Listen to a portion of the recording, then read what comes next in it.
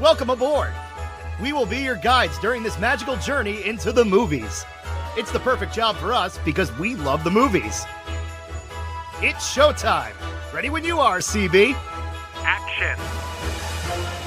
Welcome to Monoreel Radio, episode number 300. I'm Sean. And I'm Jackie. And we are here this week to do something so special. So excited for 300 episodes in. It's a big deal for us. So we wanted to talk about something else that was such a big deal for us growing up. Nothing in the 90s was a bigger deal than TGIF, and it was especially huge when they took trips to Walt Disney World.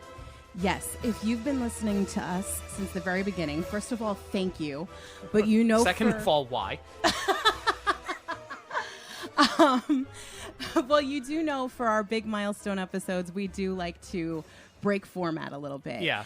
And I was thinking about it, and I was like, how can we incorporate the parks a little bit more into our traditional reviews? Because that's something that since we moved to Florida, we didn't want to change. We wanted to keep doing a movie review a week, but we've incorporated the parks a little bit more with our dockside chats. But I was like, how do we combine the two? And then it just sort of clicked in my head. And I was like, what better way, even though it's not a film per se, and they're television shows, every major TGIF show did a crossover at Walt Disney World at one point or another. And it was such a big deal because a lot of these shows were filmed out in California. So the easy thing to do, go to Disneyland, right? No, they brought it here to Florida because they really wanted to promote the parks in that way. And especially, you know, we're going to go over when these episodes were filmed, what seasons they were filmed in. It was a really smart move on their part because once you get into syndication with these shows, they're going to live forever. So you're going to have these park promotions built in forever. Yeah, and it's going to be interesting too. In retrospect, did that backfire on them a little bit because we are seeing the parks as they were 30 years ago.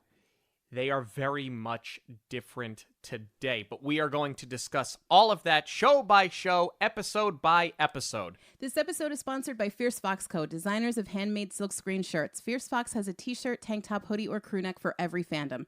So whether it's the movies or theme parks, princesses or villains, the MCU or Star Wars, everyone will find something they love. The designs range from subtle quotes from our favorite films to iconic characters we can wear proudly in so many different styles, such as sketchbook and concert tees. Listeners of Monoreel Radio can get a 20% discount using the code Monoreel at checkout. Visit fiercefoxco.com to check out all of the collections. All right, we're going to bat lead off with the one that I think, it's just a guess, but I think it's the one that if you are an 80s or 90s kid, it's the one you remember the most. I think so. Not the one that I thought went first, No. though. If you would have asked me, I would have thought the order, just based on how long the shows ran and just from what I remember and the look of the sitcom, I would have guessed that it was Family Matters, then Step by Step, then Full House, then Boy, and Sabrina.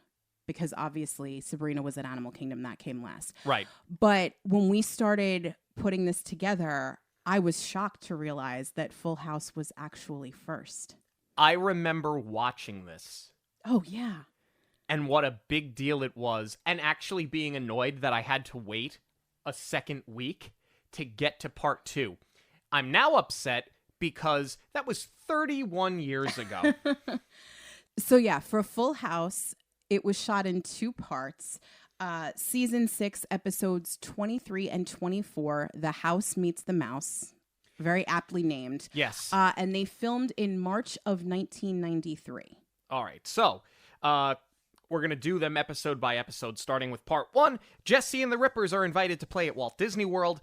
Jesse wants to keep it a family vacation with him and Rebecca and Nikki and Alex. However, everybody decides to join the trip upon arrival.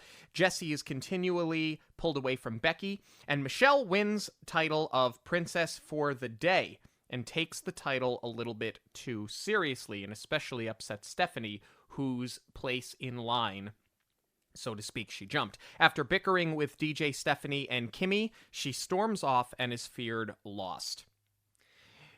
This is like the most typical sitcom setup of all time. Okay, I'm glad you bring that up because that's something that I want to look at carefully with each of these shows. And I do want to rank it at the end of who had the best setup and which felt the most forced. Because with a lot of these episodes, of course, it's a sitcom. You have to take it with a grain of salt. And a lot of these episodes were sort of farcical. But I think it's important to look at the writing of the episode and how well it incorporated the parks, but also how well it stayed true to what the sitcom was. So I think for Full House, it really worked because Jesse and the Rippers were such a thing. You know, he loved his band. They were always trying to make it big. And when the show really hit its stride in the later seasons, Jesse, I feel like, you know, as a kid, first of all, John Stamos was my first crush.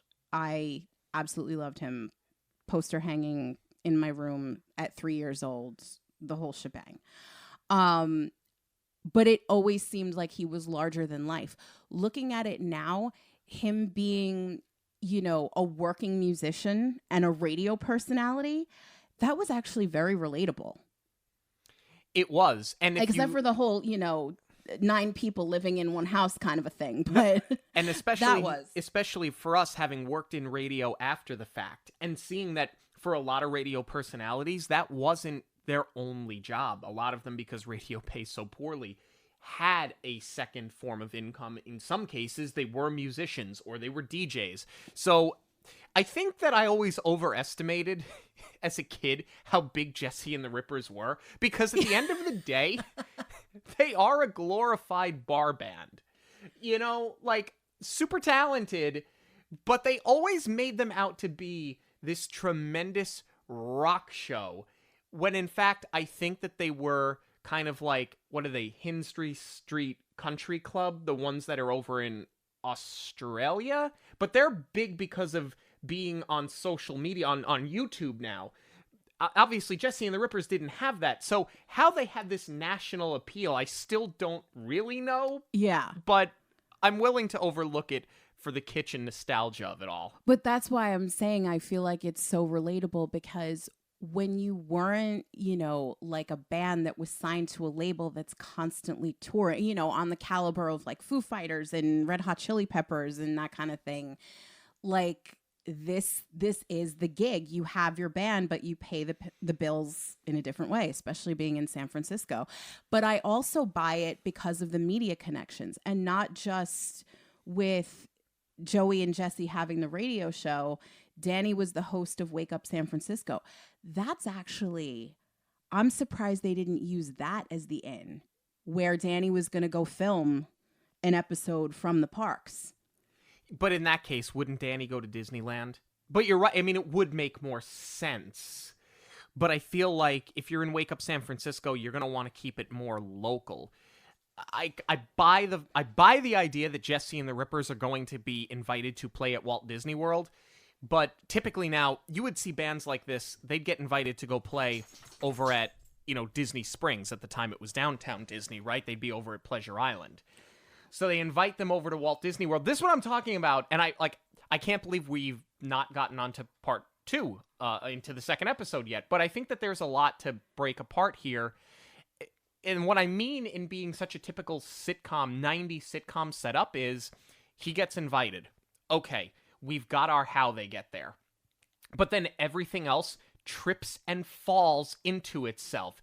You know, Joey comes up, hey, I convinced the radio station to let us do the broadcast. And then Danny comes out and goes, well, I'm on break from the show and the kids are out of school, so now we're going to go. Like, this all, it's like a domino effect of we all made this decision within 5 minutes because we've got to get us on a plane before we start the opening credits. Exactly. You're exactly right. I mean, first of all, these are 22-minute episodes. That's what sitcoms ran back in the 80s and 90s, because with commercials, that's how you got to your half hour. So you're squeezing a lot in very little time. So you had to have the cold open be the entire setup yes, to get them on that plane and get them to Florida, because all of them were coming from out of state. So you can't really waste that much time not showcasing Disney, especially in this case, because the Tanners, who, by the way, Danny says are on a budget, are staying at the Grand Flow. Staying at the Grand Flow, and holy promo footage. The footage that they show. Oh, Lord. It all looks great, by the way, but it is straight out of every promotional video and every commercial that you ever saw, to the point where I remember as a kid watching this. Now, I've told the story on this show before of the 1993 vacation planning video, which we had been watching when this aired in preparation for a 1994 trip to Walt Disney World. So all of the footage that I saw on the show, I said, wait a minute, I have this on tape. And that was the first time that I kind of, even at the age of like 7, knew how the sausage got made in television. Well, to your point, of course the footage looks great because it is from the promo. It has to look great, right? But in a lot of these that we're going to talk about, it's funny because they're shooting in March. So a lot of the time it doesn't exactly cut up against this beautiful sunny day in Florida. A lot of them are, it's raining or it's overcast. And I mean, I'll buy that though, because that can happen in Florida constantly. Yeah. It can be gorgeous and then the storms roll in and out very fast. So it's passable. But in this case, because we know it's the promo, it's very obvious, even if we wouldn't have known it was the promo, that they're using their best footage to incorporate into the show. I have something that's a little contrived, though. The constant conflict between Becky and Jesse from the moment that they get there. Becky is upset because she finds out that Jesse has to have a rehearsal. Did she really think, especially given what she did for a living, that you weren't going to have a rehearsal? Yeah, that you were just going to roll up and perform. Yeah. I mean, that was sort of the whole trope of Jesse and Becky's entire relationship, was that he always wanted to get her alone, and it was always either work or one of the kids, whether it was DJ Stephanie Michelle or then their own kids later on, pulling them away from each other. And I mean, you know, obviously that's what's going to happen, right? They're not going to show them making out constantly. They're going to show a quick kiss and then they're going to get pulled apart. It's what you have to do. You can't leave them alone for very long. Yeah. But this was a little bit far-fetched because obviously he's there not only for the performance, but he's got the radio show. You know that this is a working trip. Also, right. That sort of lends itself to them staying at the Grand Flow if they are being put up. Right. Well, at least Jesse would be put up, since the rest of them and Kimmy Gibbler decided to join. We completely glossed over that. I imagine that they would have to be paying their own way. Yeah. 90s Magic Kingdom, though, hits differently. Oh my gosh, yeah. Now look, we uprooted our lives and moved where we moved in great part to be close to Walt Disney World. We will always love Walt Disney World in any iteration. But there is a part of me watching some of these episodes, seeing classic Magic Kingdom, that, you know what? Forget your hub grass. Like, it's I don't get the hub grass, and this actually like reiterated all the reasons why I don't care for the hub grass. 90s Magic Kingdom was perfection. It really was. And not just from the aesthetic, seeing how many trees there were. I mean, I remember that from when I was a kid watching the stage show on the castle. I remember, you know, being up on my dad's shoulders, and I remember having to sort of like look around the trees. So I get why you would do that for, you know, the point of view. But seeing how many trees there were, it really is an error in judgment, taking all of that shade away with how hot that park gets. I mean, all of them get hot, obviously. But, you know, it's just really a shame. And it makes me even a little bit more upset about what's to come and the major changes that are going to happen in Frontierland, because you're taking away even more of the trees, more, a place that's great to go and relax, and it's quiet, and there's plenty of shade over there. It's like now all of that is going to have to be recreated, you'd hope, with awnings. And, it's just going to have to be man-made for all of it. And it's going to take away the natural beauty of the park, which is really a shame. So it was nice to be able to see that. That's part of the reason, too, that we wanted to do this for episode 300 is, us. What are we, if not nostalgic? But the nostalgia is real here. Speaking of nostalgia, we get to see the real-life voice of Aladdin as Aladdin. I think that's really why they had DJ having these hallucinations of Steve everywhere, was just for this very specific moment. Aladdin had just come out, so obviously you're going to want to promote your latest movie, but what better way to do that than with your voice actor who's already in the cast? And it sets up that she sees him everywhere moving forward, and as soon as you had pitched the idea of doing this, all I could say was, Steve! Because that's what you remember from this episode. But the other thing that they do really well here, this set up the conflict between Michelle and Stephanie. I think it's a decent setup. They kind of plant it early with the piece of chocolate before they even get on the plane. Oh, very specific piece of chocolate, though. Like, this was relatable as heck. Fighting over the Russell Stofers and who got the good flavors. That was a Russell Stouffer box. I would know it anywhere. But the fact that it pays off again when we get here, I do have one thing that I have it as a note for part 2, so I'm not gonna bury it just yet. I am going to disagree with you there, though. Okay. I think that Stephanie is too old for this bickering Well, you just face. stole my note. Oh, sorry. You just stole my note. All right. Do you want to put a pin in that and get to part 2? Yes. When we get to part 2, we'll put a pin in that. But I think that what I think is good is that it wasn't just like wasted dialogue in the beginning. It becomes the through point. I laughed at the fact that she wished for Fast Pass and got it. We all wish for Fast Pass to come back, but unfortunately, I don't think it's ever going to. No, but I mean, that is what everybody would have wished for, so that you could get on all the rides. No, regardless of what it's called, I think that that's kind of like a timeless thing of you want to get on everything without having to wait. I'll tell you who got something that they didn't wish for. Dave Coulier having to wear a blazer and khaki shorts. I don't remember that being a look in the 90s. I've got to be honest with you. I don't think that a lot of things Dave Coulier wore in this show were looks of the 90s. Other than his Red Wings jersey. Well, and he wore that with shorts, too. I know. Well, that's okay. I mean, I've wore a hockey jersey with shorts down here. Oh, God. Another conversation. What about when he goes to the animation building and he meets his animator friend? Did you notice where he's got his name tag?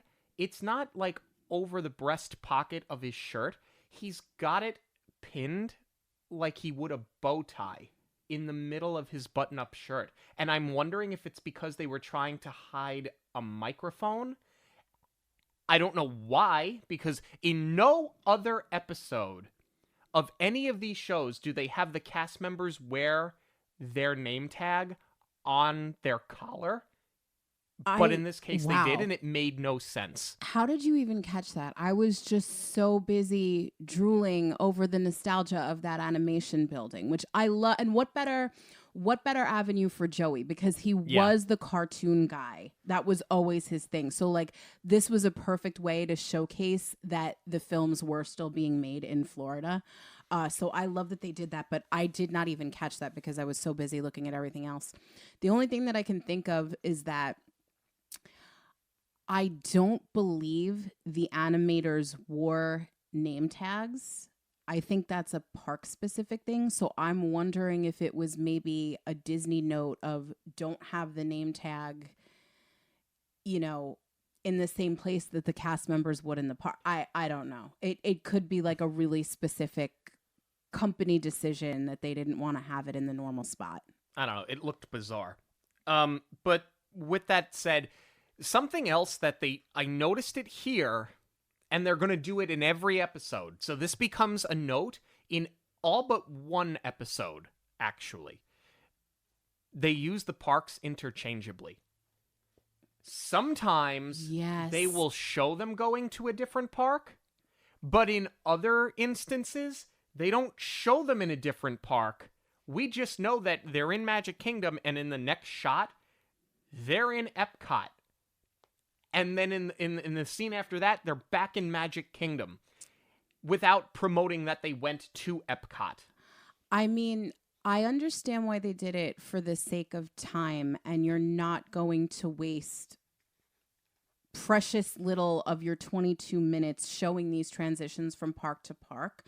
But I am wondering why, because obviously they have to collaborate very closely with Disney Parks on these episodes for the writing, for the direction, like everything Disney had a hand in.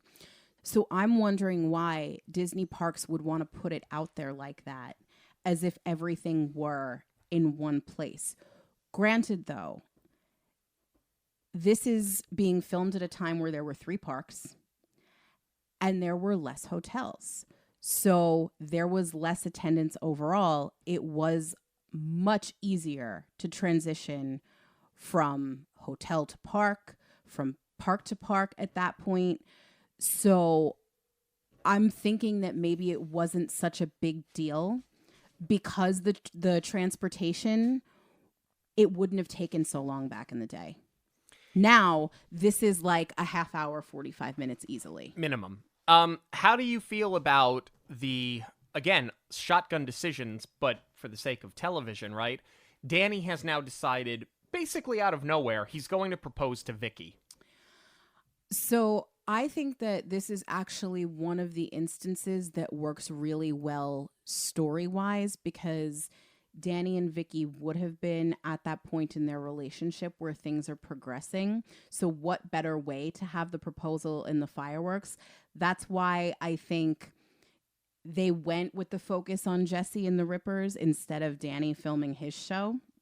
Not to mention that's also why Jesse and the Rippers is probably more fitting for an Epcot Eat to the Beat. And that's why they got the castle, is so that you can build to that moment with the fireworks, which we will talk about in part 2. However, he doesn't even have a ring. Like, how do you... I understand where it dawns on him, where it's like, okay, I love her. I obviously want to be with her. I'm ready to marry her.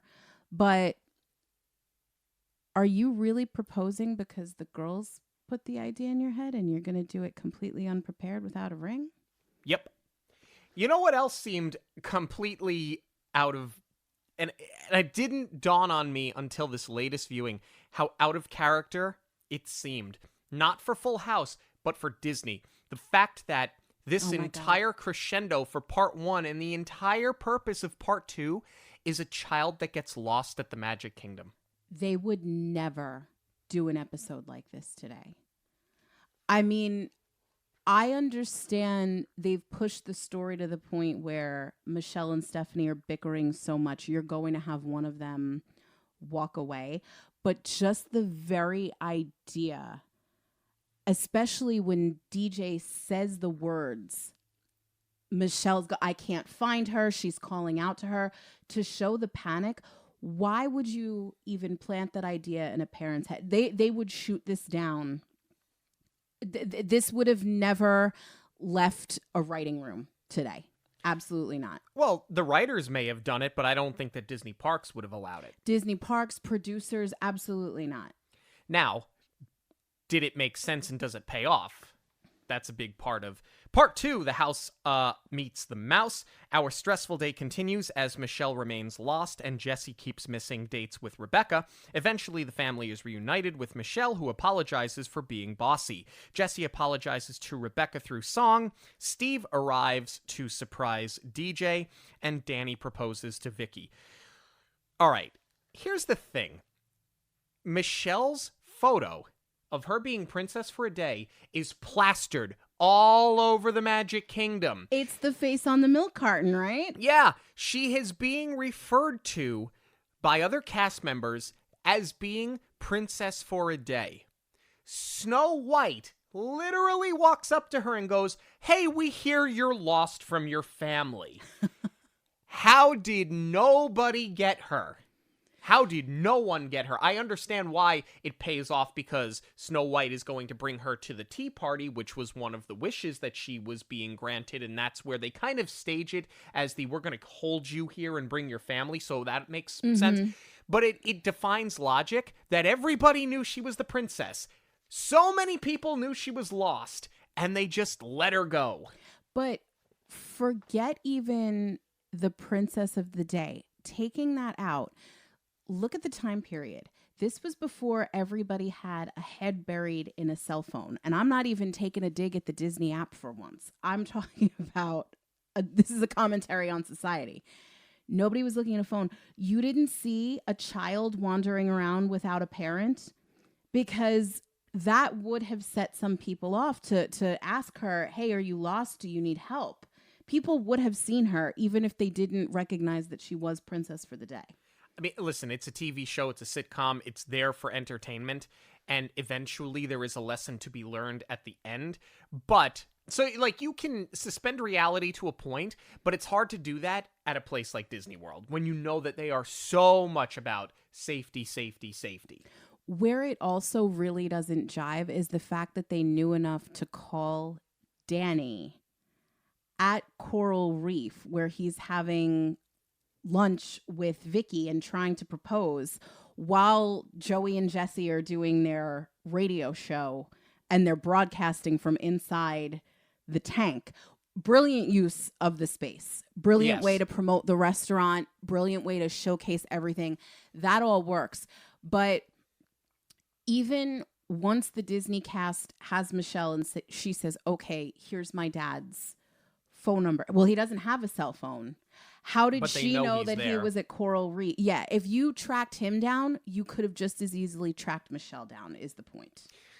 Great use of the space and for Coral Reef, but I don't understand how Jesse and Joey got stuck in the orb. I understand that they don't want to swim out because of the shark, but they obviously were able to get into that orb, so why were they not just pulled back and retrieved, especially with all of that audio equipment in there? They're not going to open the orb and let it flood with water. Exactly. You were clearly lowered in there. Yeah, so they were doing it so that it would be another means of missing a date with Rebecca. Okay. But does it not pay off to have John Stamos serenade her in the middle of the Grand Flow? I have to imagine this must have been like on his bucket list, because he's such a Disney fan. He is just an unabashed, completely open Disney adult. He stays at the Grand Floridian all the time when he's here. So I have to imagine this was like just, you know, complete and utter Disney magic for him. Yeah, it's a payoff. You remember it if you grew up watching the show. So it works. However, Jesse can't sing his way out of everything, because I feel like that always happened. He would screw up, even though I don't really blame him, because this was a work trip. This is what got your family there. So Becky can't be that mad. But every other time where he's messed up, he just sings to her and it's over. Yep. And you know what? It worked, because you had his poster on your wall. Does this work?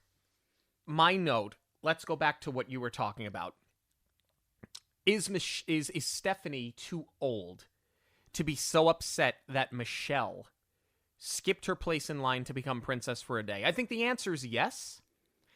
I think that at this age, I'm assuming that Stephanie's got to be 12 and Michelle's 6, maybe 7. Because, I mean, this is the end of season 6. By next season, you get more of the Stephanie DJ relationship. Right. Where, I mean, it is that classic middle child syndrome, right? Like, too old for the younger sibling, but too young for the older sibling. So this is where Stephanie is going to flip and start trying to get into DJ's business a little bit more.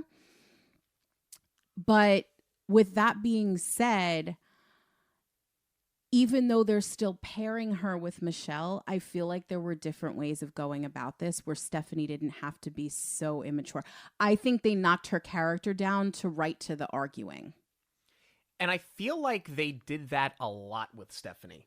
Like, if there was one character that they did it with the most, I feel like they did it with her the most. Well, I mean, when you think about like Jan Brady, Stephanie, like middle child syndrome was always a trope, especially in sitcoms, because it was easy to write to. But I think that you could have had Stephanie be upset that Michelle was getting all of this attention and maybe feel like, you know, this is my Disney trip too. I feel like I'm not even spending time with my family. And everybody's ignoring me, instead of having her be so pouty about it.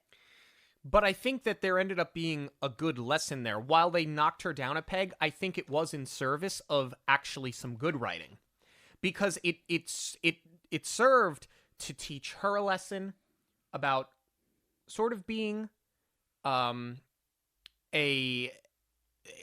that should look on the bright side. Because Joey calls her out on it. He's like, well, you were the one that left Magic Kingdom. You were the one that lost a day with your family because you decided to sit here by yourself. You cut off your nose to spite your face, on kids' terms. And on the other hand, you've got Michelle learning that just because you're a princess doesn't mean you can just boss people around.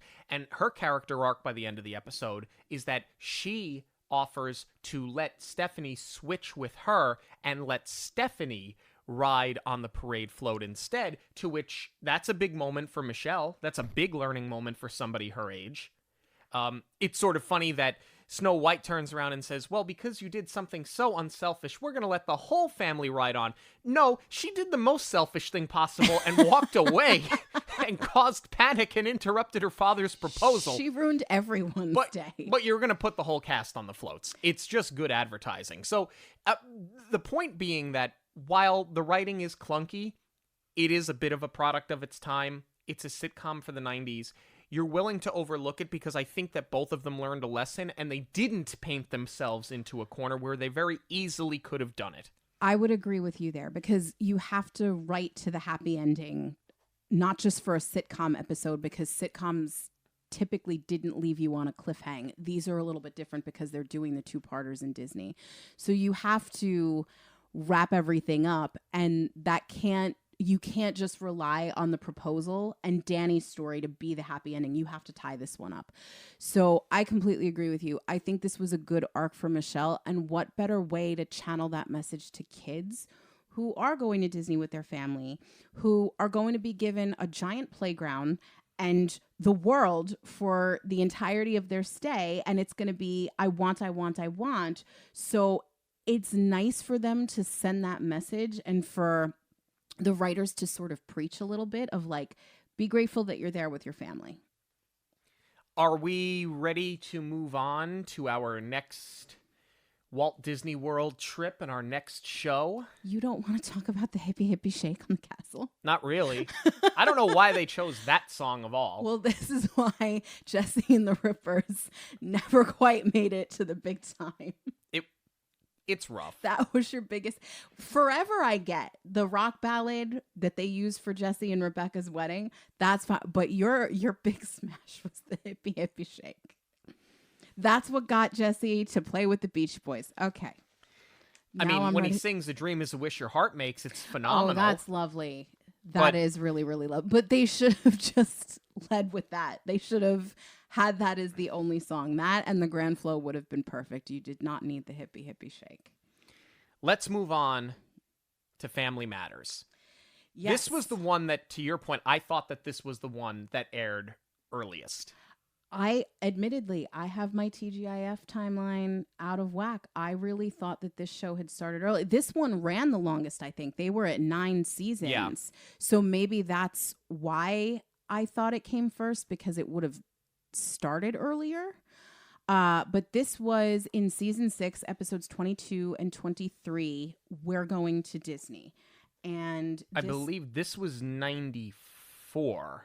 So this was the year after, wasn't it? No, I think there was a 2-year jump. Yes, this was also March, but it was 1995. Okay. So March of 95, we're going to Disney World Part 1. Steve Urkel's Transformation Chamber has him invited to the National Inventors Contest at Walt Disney World, and he chooses to take the Winslows with him. Upon arrival, Carl falls in love with Orlando, and Laura falls in love with Stefan and sabotages the chamber to prevent him from transforming back into Steve Urkel. Myra is still at home in Chicago and senses something is wrong and wakes up before packing her bags to fly to Orlando.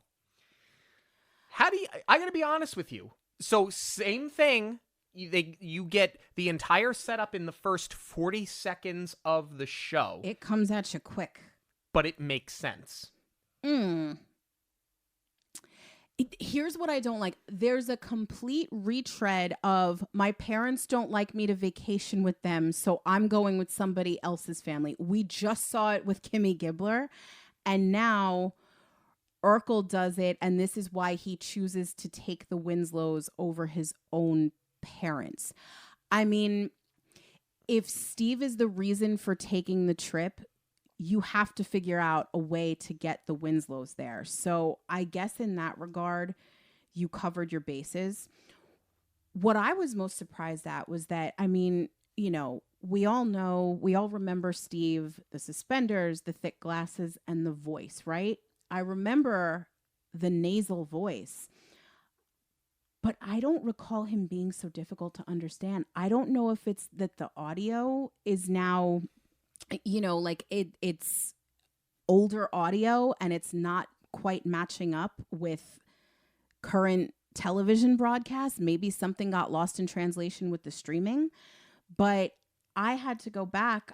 I almost put the subtitles up because I couldn't understand him. And he's got so much dialogue with this setup of getting the family to Florida.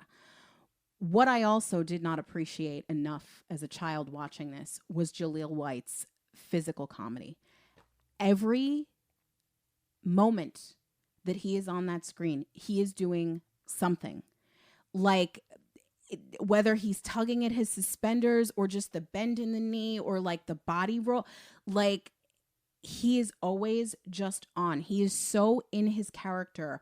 For somebody that young to nail it so much was incredible. Like, that was completely over my head as a child. Well, he wasn't even supposed to be the main character. He was supposed to be a one-time use, one-episode character, and became such a smash that he eventually became the main character. I mean, if I'm being honest with you, as a kid, a lot of people didn't say, I'm watching Family Matters. A lot of people just said, I'm watching Urkel. Like, people just referred to the show as Urkel. But that's where most of the comedy came from, because you have Carl playing the straight man cop against Steve, who's going to, you know, be the foil to him. And that's where I think this setup works too. Like, everybody's ready to go to Disney World and Carl's like, no, wait, I have to work. His mother saying it was the father's dying wish, though, hysterical. Is comedy gold. I absolutely loved that.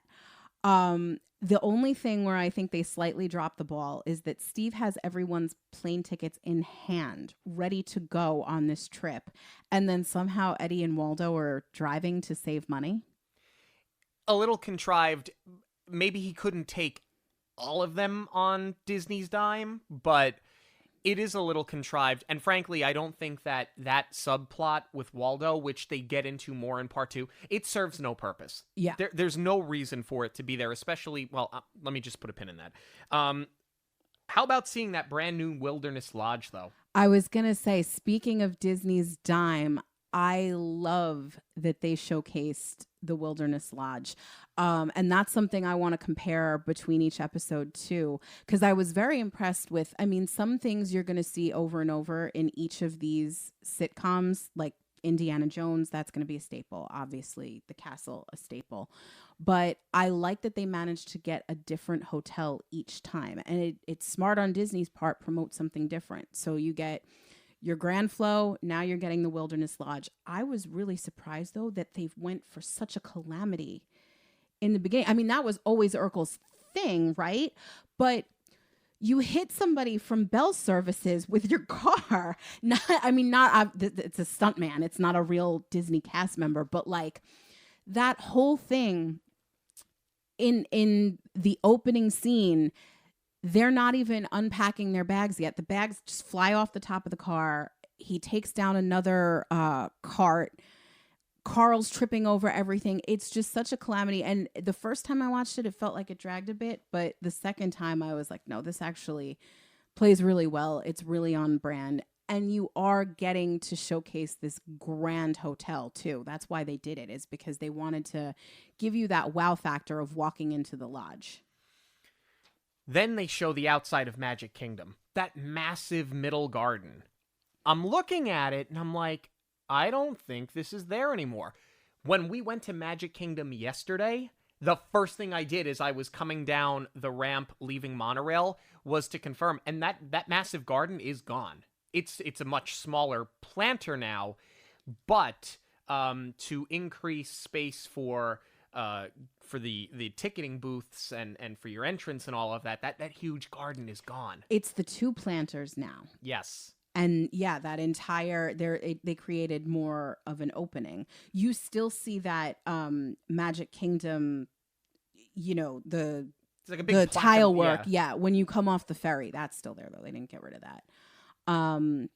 I think these are the most beautiful shots of Magic Kingdom for any of these shows, because some of them cut to the promo videos.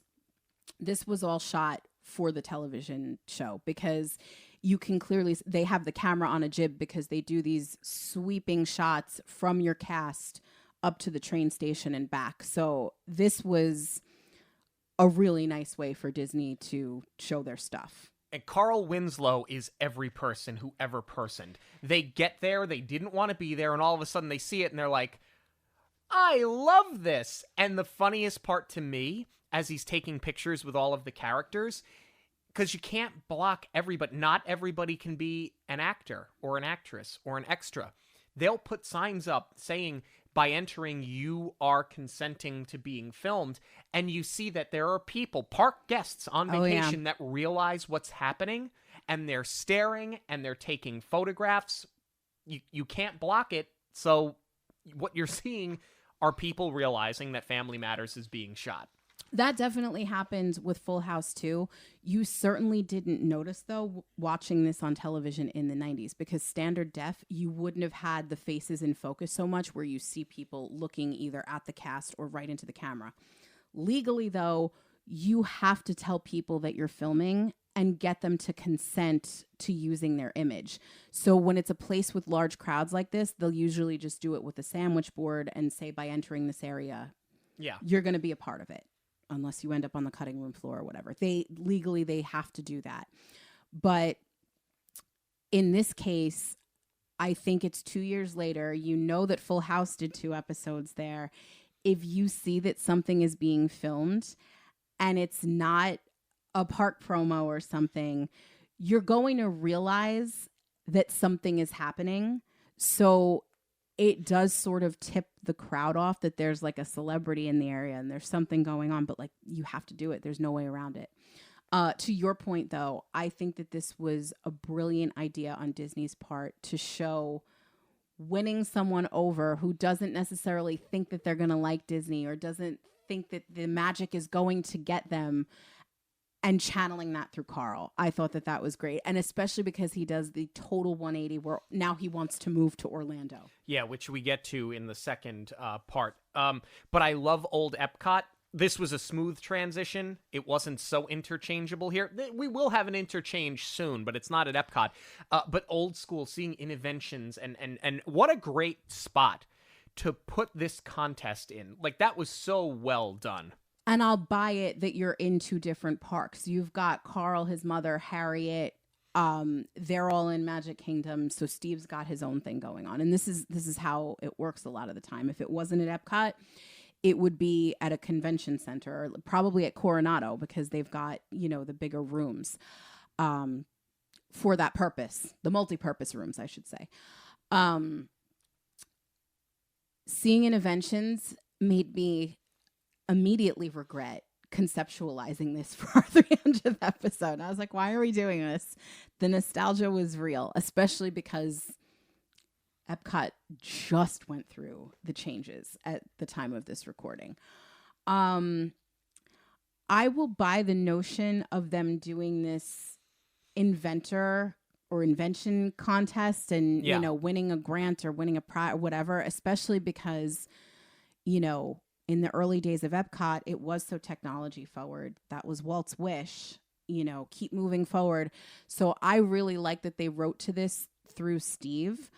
The only thing that I don't buy, and you know, again, sitcoms, so you look the other way, is that once he gets stuck, they're like, okay, we're going to delay our final evaluation. Come back in 3 days after you get the part to fix the machine. The only thing that I do really love about this is how self-referential it is, calling out that he's just going to the machine and changing his clothes. And you have that through the curmudgeon character who's mad that his invention didn't get picked. Yeah, the guy that basically made a foldable go-kart. Exactly. Going up against somebody that brought a microwave, but we're willing to look past that. I still think that the DNA code, the setup is great. I think Laura pulling the part out so that Stefan doesn't go back to being Steve also made a lot of sense. I didn't watch a lot of Family Matters, but I watched enough to know that that made sense. Of all of these, the one I watched the most was Full House. So some of these I was seeing for the first time. Some the first time in a long time, but some of them I was watching for the first time. But I thought all of that made sense. We were in for Family Matters every single week. I've not revisited it since, you know, its first run, so I don't remember a lot of it, but that is what I remember was the love triangle between Myra, who was like the OG Amy Farrah Fowler, being head over heels in love with Sheldon and nobody else being able to understand why, because they find the character annoying. In this case, everybody was hating on Steve constantly, but he found love with Myra. But Laura, who he's always had a crush on, like crush, that's an understatement. He was in love with her, and the only way to win her over was becoming Stefan. So that was a love triangle that they were constantly writing to. And this is, I think, a good instance of continuing a story that already existed in the sitcom world and bringing it to the parks. But even as a child, that was something that never sat well with me, was that Laura never cared about Steve for who he was, and he had to become this. I mean, granted, Stefan's great. Like, he's smooth talking, he's well dressed, he's very suave. It's easy to see why anyone would fall for him. But it was kind of a knock against Laura because it made her seem so vain that she would only be after him when he becomes this version of himself. But she has a moment, too, where after they're in Tomorrowland and they're walking out, she starts to feel remorse, and she says, you know, Steve Urkel would have loved to see this. And I wish that they had just left it at that, because I feel like this proposal is over the top. Big time nighttime shoot. The park interchange here, I don't think that was the Atlantic Dance Hall. I think that was Pleasure Island. But in any case, there's no nightclub at the Magic Kingdom, but they kind of planted as if maybe there is, because we don't ever see them leave, because the next thing you know, you get this massive nighttime shoot with this huge proposal in front of everybody. Now, you and I have been to tapings at Disney World before. Knowing what a massive undertaking that is, I was quite impressed with how they pulled all of this off. I think this might have been after park close, just because there are so many moving parts. Like, yes, it's a nighttime shoot. Yes, they probably allowed guests in, whether it was by invite only, or maybe it was, you know, we'll put it out to our guests of the monorail hotels and see if they want to come.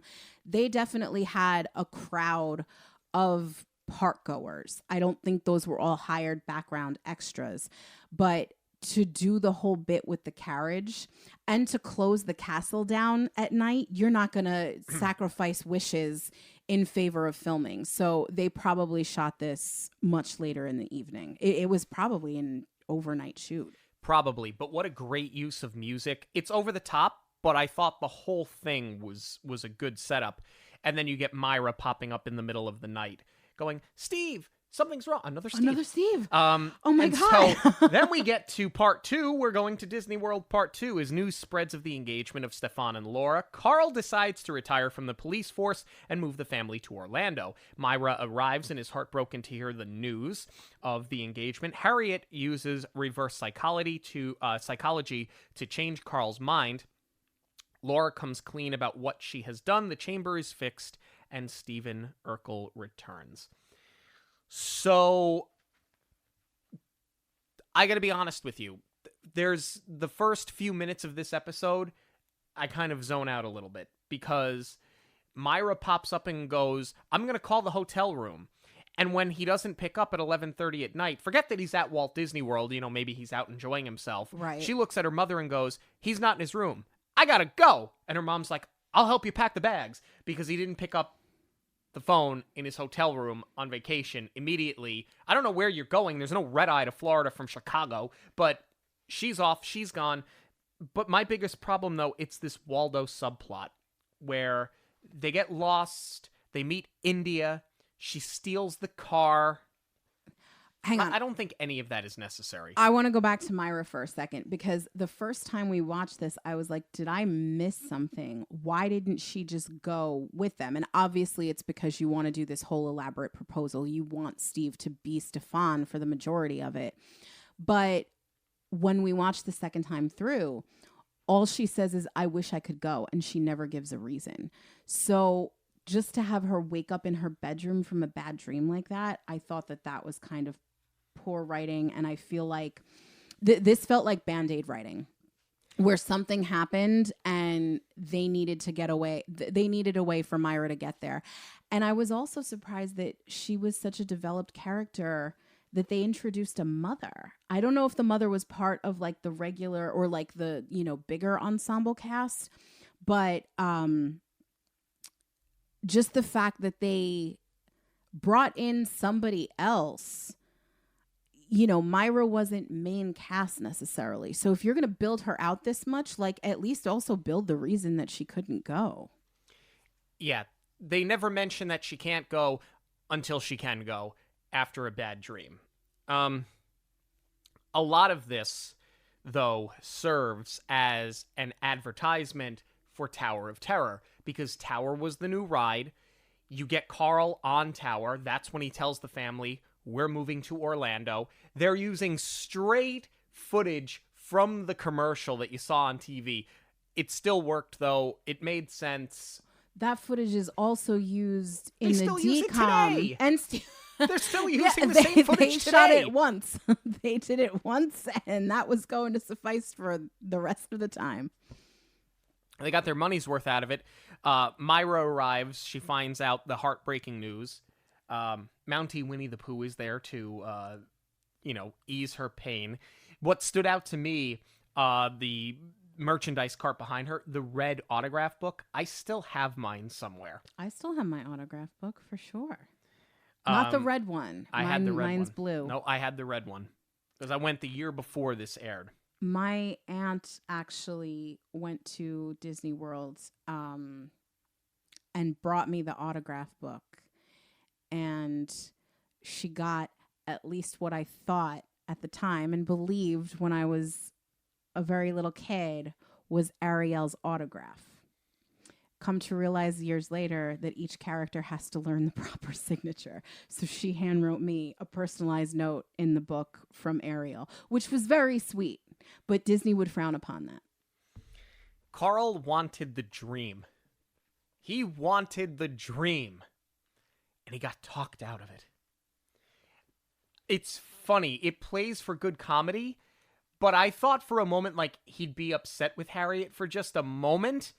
And then he's just like, haha, no, never mind, we're good.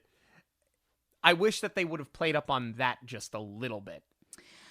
I mean, at the time, though, it was a very far-fetched dream because there was not a lot else here besides Disney and Universal. The travel industry really built out Orlando. Oh, I shouldn't throw shade at SeaWorld, too. SeaWorld was also here.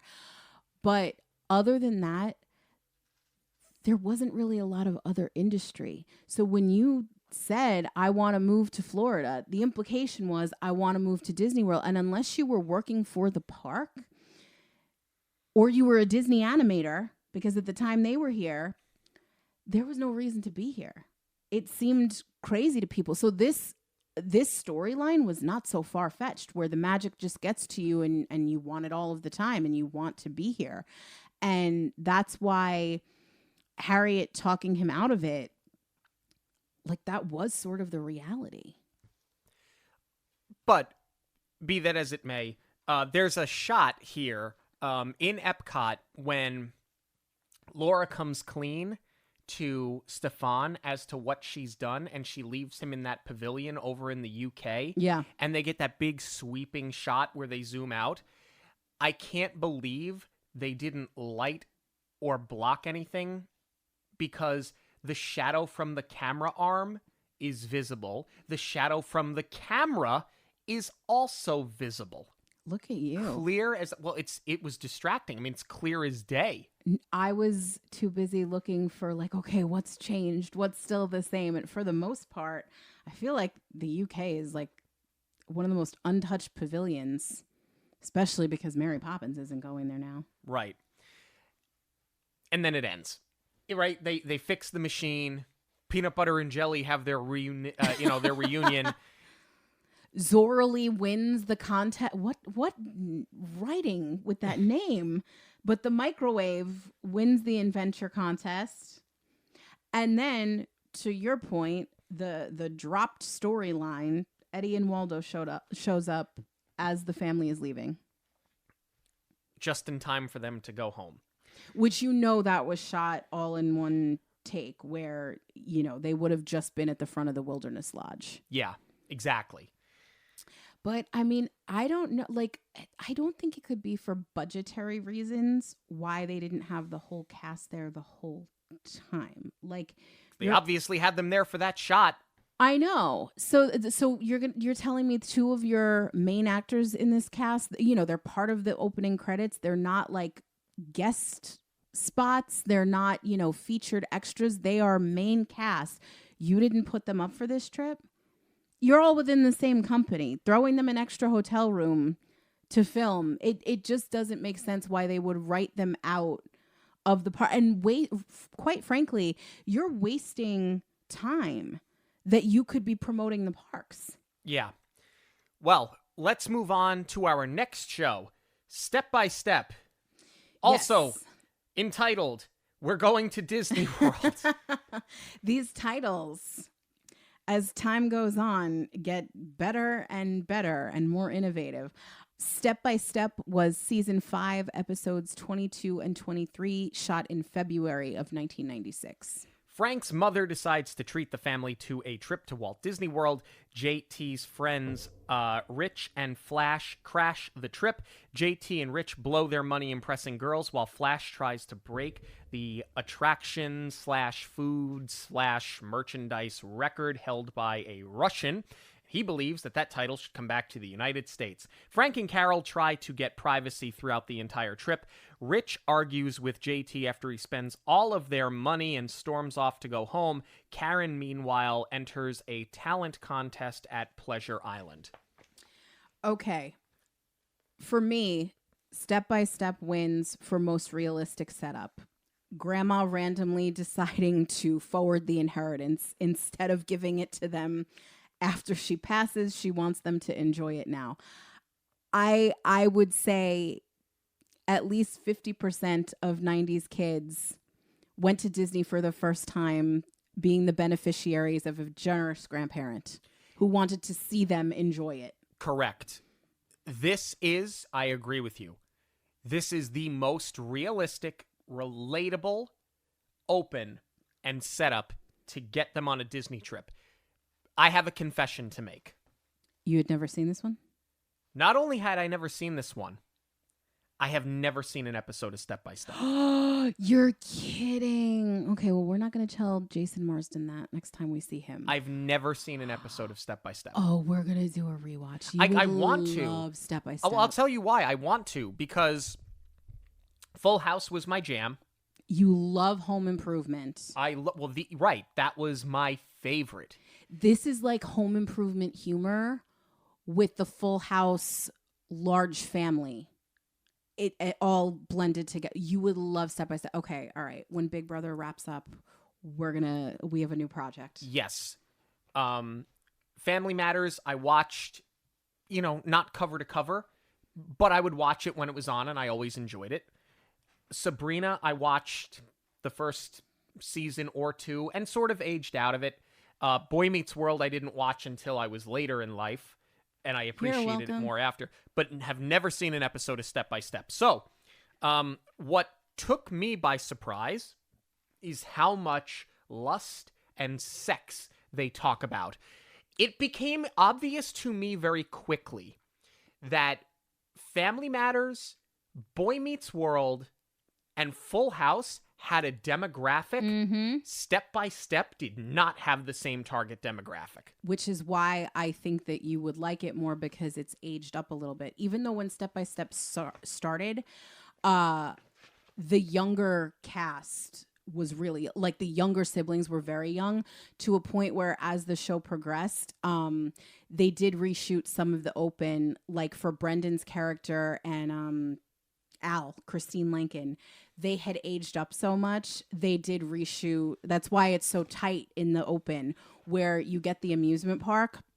You see a lot of the cast in wider shots. Theirs is tight because they did a reshot, presumably on a studio set, just to account for the age gap. But that was so much of the show. And actually, I didn't realize how sometimes suggestive the Brady Bunch was, but especially for that time period. This was sort of similar. Not only do you get the obvious parallel of the blended family, that was what they were writing to in the Brady Bunch, is that in a busy household, Mike and Carol were trying to enjoy their alone time. And here, Carol, again, and Frank were not only trying to get their alone time, but they lusted after each other constantly. And the older the kids got, the more they could joke about it. Like with Dana in the beginning saying, they were going to like a mountain cabin, and she's like, you two are going to pass up Disneyland to play Forest Nymph and Park Ranger or whatever she said. But to blatantly say Forest Nymph on a TGIF show, this was the older show. But I really think you would love it. I think that I would too. And I think part of the reason why I didn't watch it as a kid was because more times than not, I watched sort of what my parents had on when I was young, right? Like as a kid, which is funny in retrospect because this is no less tame than some of the shows that I would watch with my parents, like Golden Girls. I mean, Blanche, she makes any of them blush. Yeah. In retrospect. Golden Girls is so raunchy. It's so good, though. But we watched that. Home Improvement, of course. Drew Carey Show, which came after this. But I think, like, Sabrina and especially Full House, those were not shows that my parents watched, but I think my parents knew, like, all right, this is safe. They can watch it. You know? So, like, they didn't think anything of it. I'm wondering if part of the reason why, in retrospect, we didn't watch this, other than the fact that we spent a lot of Friday nights out of the house anyway, was my parents didn't watch this. I don't think they cared very much for it, but they knew that, like, a 5-year-old or a 6-year-old couldn't watch it. This was not family. I mean, based on the very small sample size that I have, this was not family entertainment the same way that Home Improvement was, Correct. For example. This was a little bit edgier, but be that as it may, that's why I was so surprised when Jason Marsden shows up. Speaking of, what better way to showcase a hotel than using Old Key West for the Lamberts? Obviously, this is the biggest cast that we've seen to date, even bigger than Full House. Well, maybe not.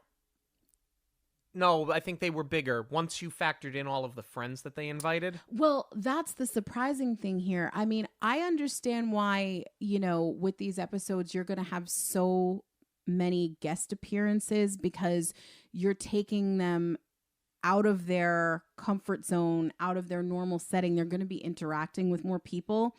And if you don't have guest cast on these shows, it's going to literally feel like you picked up your sitcom and are filming it at Disney World, which, yes, that's what you did. But because they're writing out to more people, it feels like the cast is blending in with a real vacation world at that point. This, I'm surprised that of all things, you leave Cody out of it, who, since you're not familiar with the show, Cody, I believe, was Carol's nephew, and he lived on their property in his van. But he was main cast.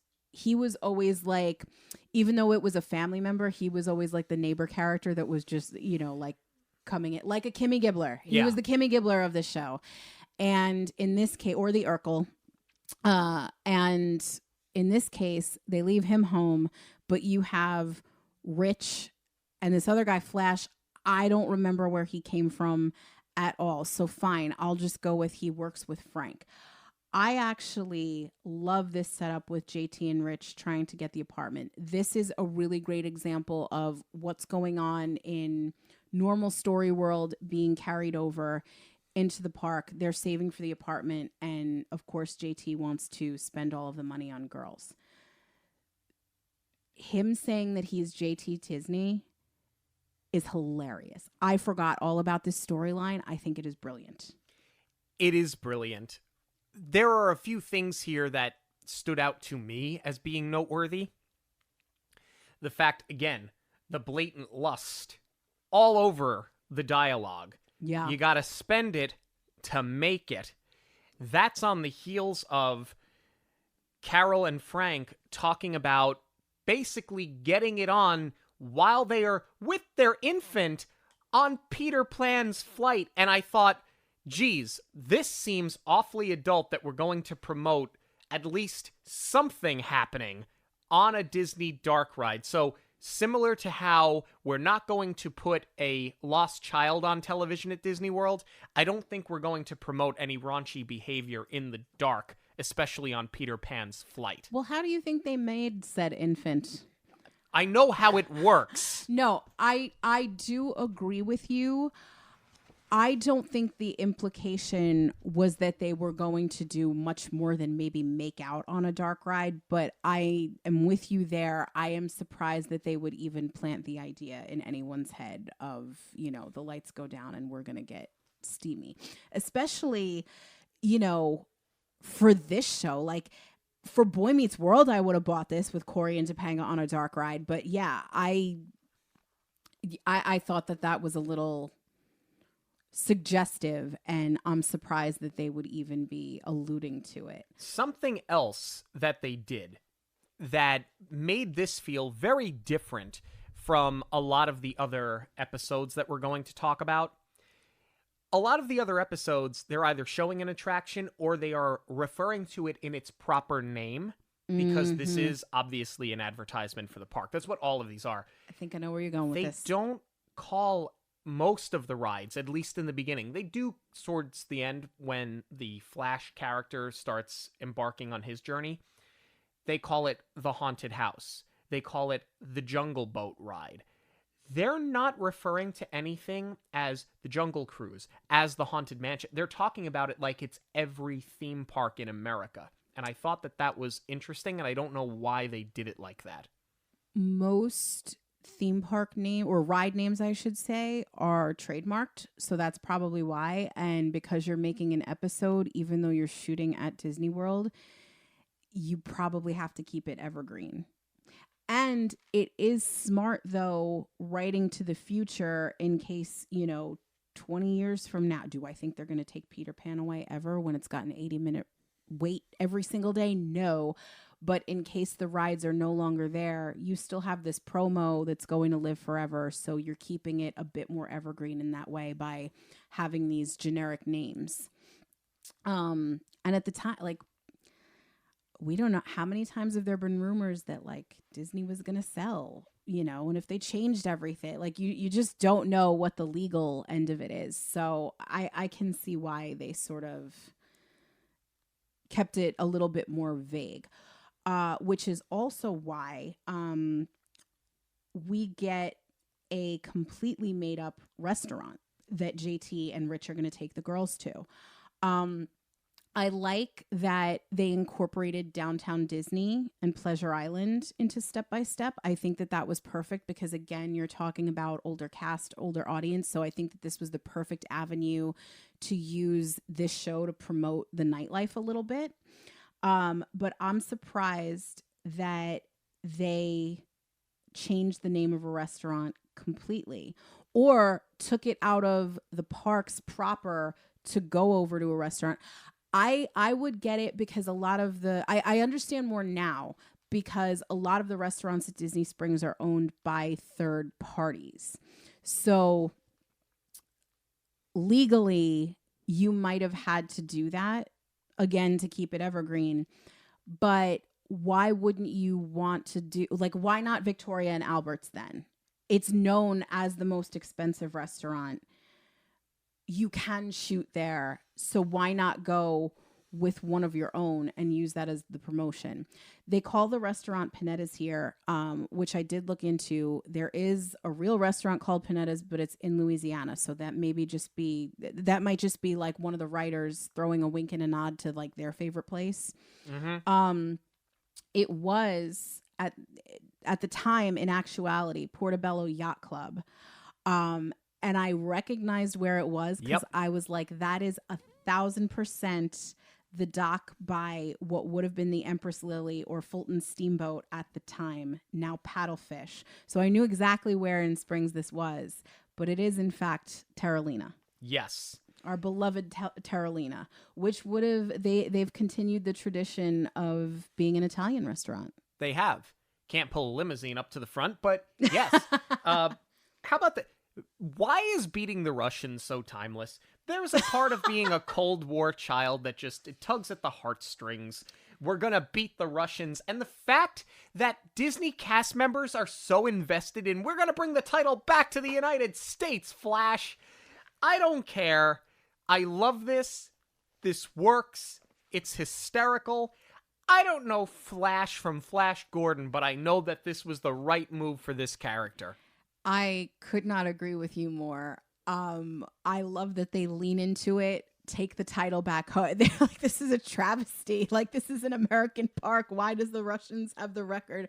I thought that was hilarious, but I do not remember Flash from the show. I don't think that you needed yet another character in here. I think that you could have kept this storyline, but maybe blended it with JT and Rich, and you still could have had them, or maybe Rich wants to beat the record, but JT wants to go after the girls, and you still could have had that storyline of JT bleeding through their savings. But it just would have felt a little bit more streamlined because of one less person that you're writing to. I do really like the idea of Mark in Master Control, though. Like, that was totally on brand for his character. All right. Are you ready to move on to part 2? Yes. Okay. So a delay in the indie show puts Flash's effort at risk and leaves a lot of kids disappointed. So Flash acts as an Indiana Jones stand-in. Karen pulls Dana and Alicia away from the parks to practice for this singing competition. So they ditch her. And so she freezes on stage without them. So the trio then gets back together and performs. JT cashes in his plane ticket to make it up to Rich and start rebuilding their bank account. Frank and Carol realize that the trip was great for the kids, and then they finally get some alone time before Flash breaks the record, USA, USA. I'm glad you were so forthcoming about never having seen this, because that would have just given away all the cards. When you said Alicia, I was like, who? Al was her name on the show because she was a tomboy, because JT, Al, and Brendan were Frank's kids. So because she had two brothers, she was totally the tomboy, and they were being raised by their single dad. And then, you know, as they got older, you had a lot of these storylines where it would be the sisters doing one thing and the brothers doing another. But as you were reading it, I was like, oh, Alicia, what? I forgot that was her real name. So starting the episode at Indiana Jones, this is a complete retread of Full House, putting a main character or a guest character into the role of Indy. But I like that they repurposed this for a good reason. or they're in line and there's a child that wants to see the show and oh no, it's closed down. So Flash is like, wait a second, I'll do it, and somehow convinces Disney to let him be. We have to beat the in Russians. The show. Oh, right, because they're all invested. They're all they know invested. exactly. They know who what's he is. happening. They know who he is more so than anybody knew who Michelle was. Right. But anyway, it sort of lends itself to Disney magic and paying it forward. So I actually really liked that they wrote to that, even though we did see it, 3 years earlier. Karen was awfully prepared for a surprise contest. Well, that was a whole storyline, and this is actually a very good example of bringing something that they had already planted to the parks and using it for promotional purposes. That was always her thing, to be a singer. So I completely buy this storyline. The stage fright is so overdone, though. Like, I feel like we've seen that in every single movie, TV show. Maybe that was just a 90s thing where this is your big dream and then you finally get the opportunity to have a huge performance and you just choke and you run off. I get why they did it to sort of have that moment where the sisters reunite, but like this was just so forced. That song is an earworm though. I remember constantly it was getting stuck in my head. I just have trouble believing that she knew to travel with a guitar and rhinestone vest, but it is what it is. Hey, this was the 90s. Let's not gloss over the fact that this was when country was becoming so much more mainstream thanks to the likes of, Tim McGraw and Garth Brooks and Faith Hill and Shania Twain. This was like glam country where everything was like glitter and fringe and rhinestones. We get another Tower promo, same footage that we saw, right, in the Family Matters episode. But here with the interchangeable parks, it makes more sense that they're doing it here because now you're following Flash. Like, I feel like most of this episode is getting Flash to the finish line. They do have a continuity error, though, because in the first part, I believe that they say he's done with Magic Kingdom and then Mark moves him over to Epcot. So as relatable as it is to get in rides before you have to fly out the next day, I like that they wrote to that because that is all of us trying to use what little time we have left before we go home to squeeze in your favorite last minute things or double up on something that you want to do again. Extremely relatable. But I thought he was done with Magic Kingdom at this point. Where else are you going to have this finale, though? Animal Kingdom is still not quite there yet. So if you're going to have this grandeur and you're going to have people cheering him on and the crowds and the American flag, you're going to do it somewhere else besides Main Street USA? No, absolutely not. I did really like the crowd participation for this one, though. Instead of just having them staring awkwardly in the background, they leaned into it. The people that got cast to have speaking lines were so into it, cheering Flash on. I would love if this was the current generation, somebody would be on TikTok being like, I was the woman with the sign for Flash, or I was cheering Flash out. Like, I want to find these people and know what their day was like. Because I believe this would have been shot before park open as well. For sure. And you get a NASA celebration in the control room. I was thrilled. That was great. With champagne. NASA never had champagne. I was very impressed. Mm-hmm. Well, Mickey has more money than NASA for what it's worth. And then Frank's mom, the wing woman of Wing Woman. I'll take the baby, and you take my condo. There's something that makes me feel ick about when a parent... Like, it's cringe enough when Frank and Carol are doing it in front of their children. But now to have Frank's mother being like, here's the go-ahead to go get it on in the bed that I've just slept in. There's, and maybe I'm just thinking about it too much, but like, I don't know. We could have done this with like less suggestive dialogue and we would have gotten the point. And you still would have gotten your shot of Frank and Carol kissing during Illuminations. And now for the moment you've been waiting for. You make it sound like I don't talk about Boy Meets World every other 5 seconds on this show. I probably talk about Boy Meets World more than I pitch the Body Wars retheme to Inside Out. Yeah, quite a bit. So I do want to preface this one because obviously, you know, it's very well documented that I listen to Pod Meets World religiously. I actually don't think we talked about it on the podcast. I know I posted about it, but I actually got the chance to be on the show for their fan Q&A episode and do a Zoom with Danielle, Ryder, and Will, which was the coolest thing. And if you were wondering, they are as nice as they seem. They were just, they're the most lovely people. Anyway, I purposely skipped over their review of their Disney episode, knowing that we were going to do this because I didn't want anything that they said to skew my opinion of it. So this is a little bit different than any of these other sitcoms. Right. First of all, it's a one-off episode. They did not do it in 2 parts. And Boy Meets World went in season 3. This was episode 21, The Happiest Show on Earth, and it was filmed in 1996. I was not able to find the month, however. The Disney Archives, which is where I got most of my information from, did not have the date listed. I would venture a guess to say that this was also in February of 1996 because we do have the Stacey Keenan guest spot. So why wouldn't they do it when they were all there anyway? Especially because the only thing I know that Pod Meets World has commented on, because Will says it quite often as I talk about Boy Meets World, he's a little sour because he did not get to go on this trip,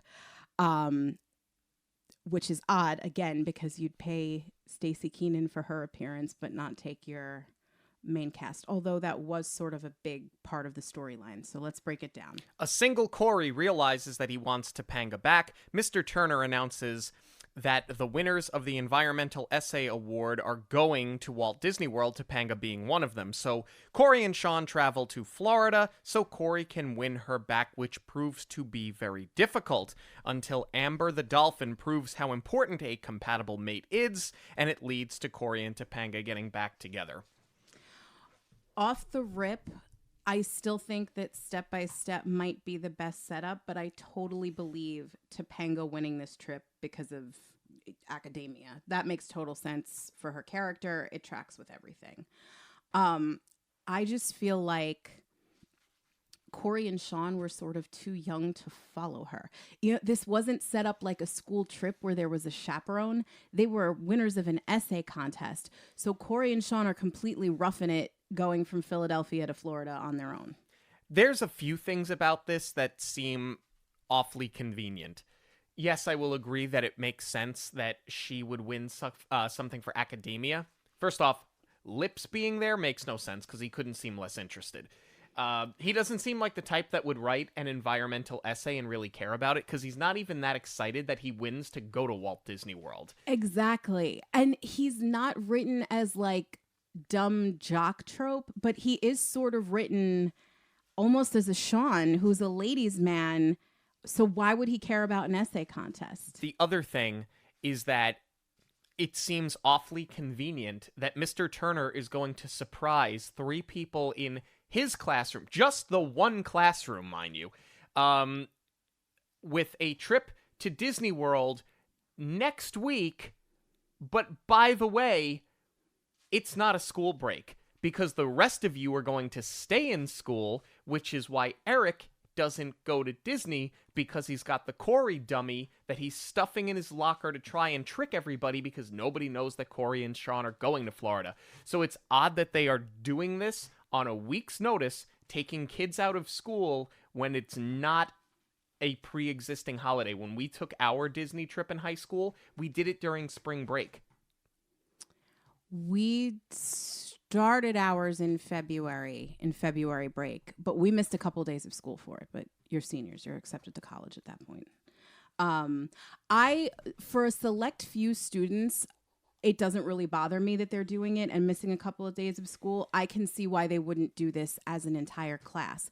But with all of that being said, because you still have so much going on at home, I feel like they are trying to jam so much into these 22 minutes. And I can't for the life of me understand why they did not do this as a 2-part episode, especially because you are building to Corey and Topanga getting back together, which you've sort of been doing the entire season because Corey regrets the breakup.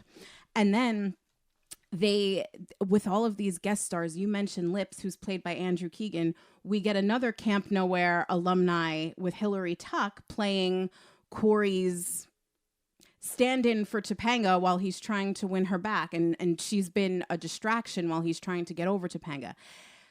They only wrote to that really for this episode. Corey's still been hung up on her, no doubt, but they wrote in that he's almost become like Sean and he's becoming a playboy. Topanga calls him a playboy in this episode. Right. So it's like you made up this reputation that he hasn't really earned, all for the sake of putting them back together when we would have just, we would have been just as happy, you know, for Corey to get what he wanted after pursuing her. You didn't need another person in there causing obstacles, especially because she didn't really do anything to stand in the way of them getting back together. It was just like wrong place at the wrong time.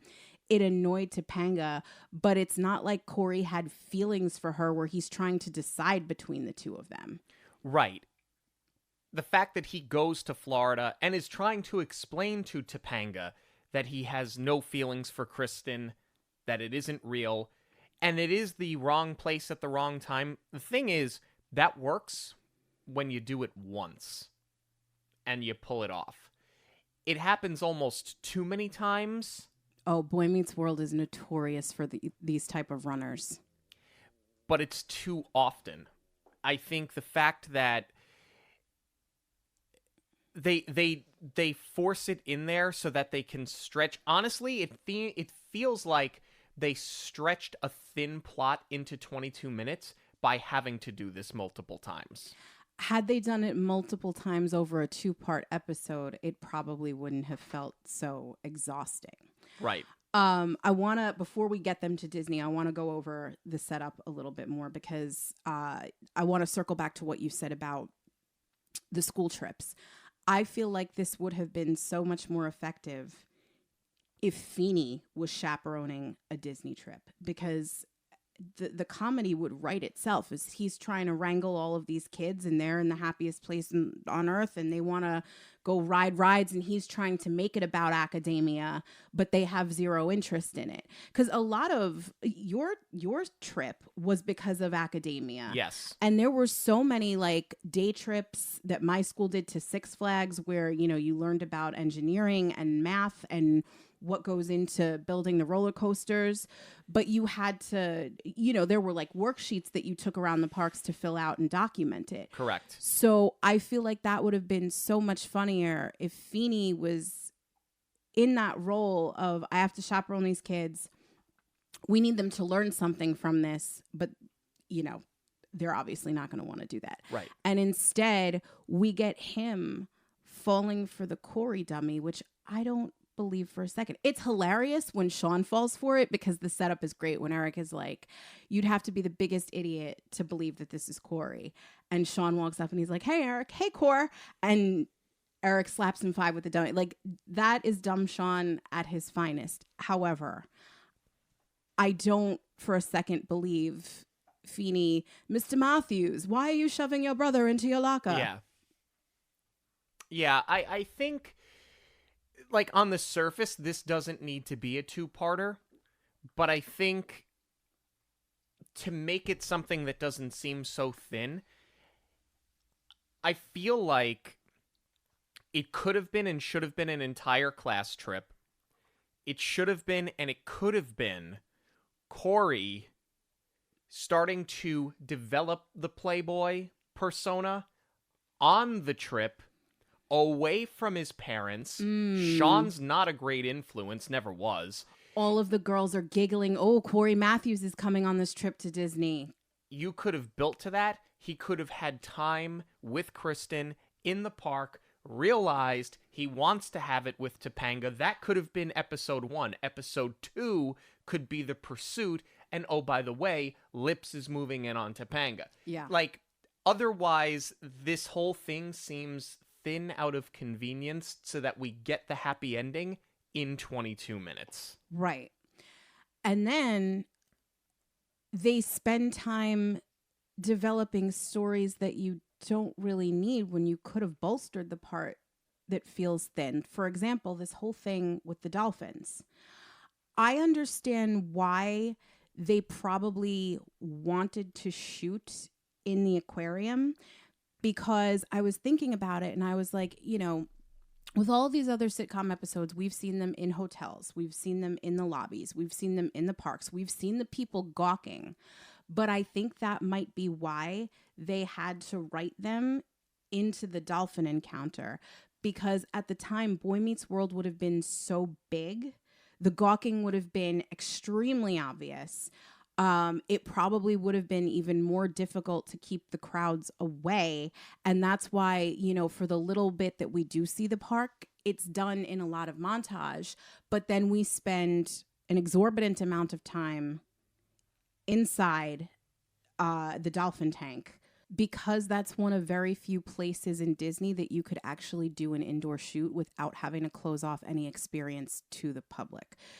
Because why? The audio is so awful in there. Like, why was that the choice? And you're not even really promoting that this is an activity. It's a sellable activity to swim with these dolphins. So we don't even see Topanga and Lips doing that. Right. It just makes no sense. I think the symbolism makes sense. I think as a crescendo, it makes sense. The problem with it is the build to it is a little lame and a little rushed. We get them down to Disney. Corey and Sean find their way down there. They don't have a place to sleep. They get to Epcot, and now it's the, where's Topanga? And she happens to walk by, but because they look up, she walks by. And then they don't see her. We get the interchangeable parks again. They sleep in the Splash Mountain log. Okay. It's funny. As far-fetched as that is, because it would never happen, this is one I can look the other way on, because I think this is the most memorable part of the episode, other than Corey and Topanga kissing in front of the fountain. It's worth it. It's really silly that they don't know that they're on a ride, and what's really funny is they're clearly shooting in the load-in area, but they make it seem like they're stuck at the top and they immediately go over the drop. Yeah. Because there's no way to shoot at the drop. There would have been no way to film this. But, you know, I'll look over the logistics of it just because it is pretty funny. And you have to, that's been one thing that's been pretty consistent across all of the sitcoms, is everybody did Splash. Everybody does Splash. Everybody eats at Coral Reef. No, it was only 2. It was only Full House. And this one. They didn't. Oh, that's right. They didn't eat at Coral Reef. At least not in Step by Step. But be that as it may. I don't know. Maybe it just seems like... You know why? I think because we spend 2 episodes of Full House in Coral Reef, it just seems like it's so much more. Yeah. And it seems like it got spread through all the episodes.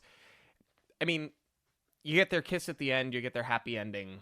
I mean, I'll be honest. I don't have a real horse in this race. You know, like it's there. It's fine. You get your happy ending. I don't have the connection to Boy Meets World that you do. No, you don't, because I think this is the superior Coral Reef scene. As much as I love Joey and Jesse in the tank, I wanted to throw water in your face and recreate Topanga throwing it at Sean when we dined there. What did they dress him in, by the way? They had him in like a like a flower child, flowery vest. It was not the best look. Certainly not for Florida. I mean, that was consistent with the wardrobe. Like, I mean, you've listened to enough episodes of Pod Meets World where they're always talking about too much shirts. Yeah. Because they had these really layered looks. I don't understand how you could do that to these poor kids in Florida heat, even if it was February. No, the only other note that I have really is that I'm kind of surprised they went Epcot on this and they didn't have the money shot in front of the castle getting them back together. And that also could have been a lot more effective because instead of Corey talking to the dolphin, maybe he's talking to Mickey and Minnie. And it's, how lucky are you to have found your life partner? Wait a minute, who am I talking to? And he realizes that he's being kind of silly. And then Topanga comes in and she's like, you know, I heard what you said. That was sweet, blah, blah, whatever. But I'm really surprised they didn't go castle. I think it's probably because the show was just too big at this point where it would have been too much of a distraction. Oh, I don't know. I don't think that you could possibly say that this show was any bigger than Full House or Family Matters.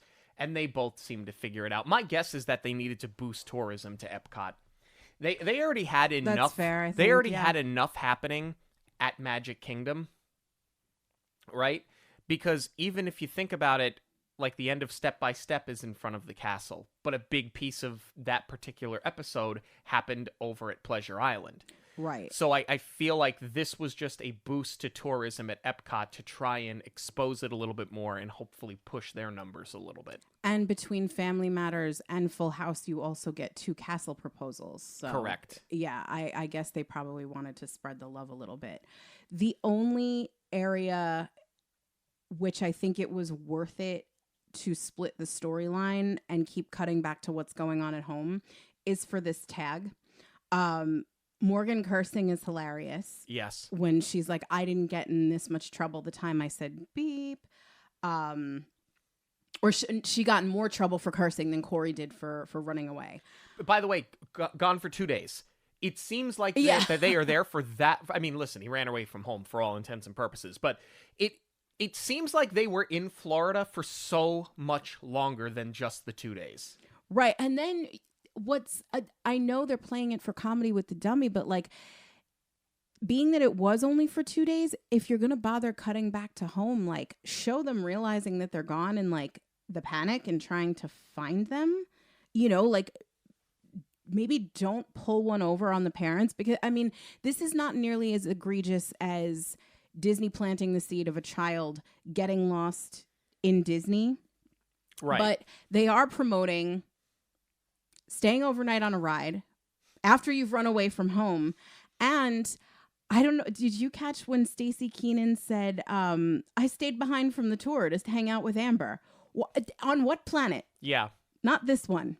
And then to wrap it up, Feeney digs up the evidence because Eric has buried the Corey dummy in his backyard. That is kind of funny. All right, moving on. We've got the final TGIF show to discuss, that being Sabrina the Teenage Witch. This one, similar to Family Matters, started on ABC, concluded on a different network, but was a stalwart of TGIF, but it didn't have a very long run. Certainly not as long as some of these other shows. Yeah, I mean, I definitely watched Sabrina every week, even when it did flip-flop networks. And I think that's part of it being an older show, because whereas most of these shows started where the kids are in like some elementary school, some middle school, she was already in high school.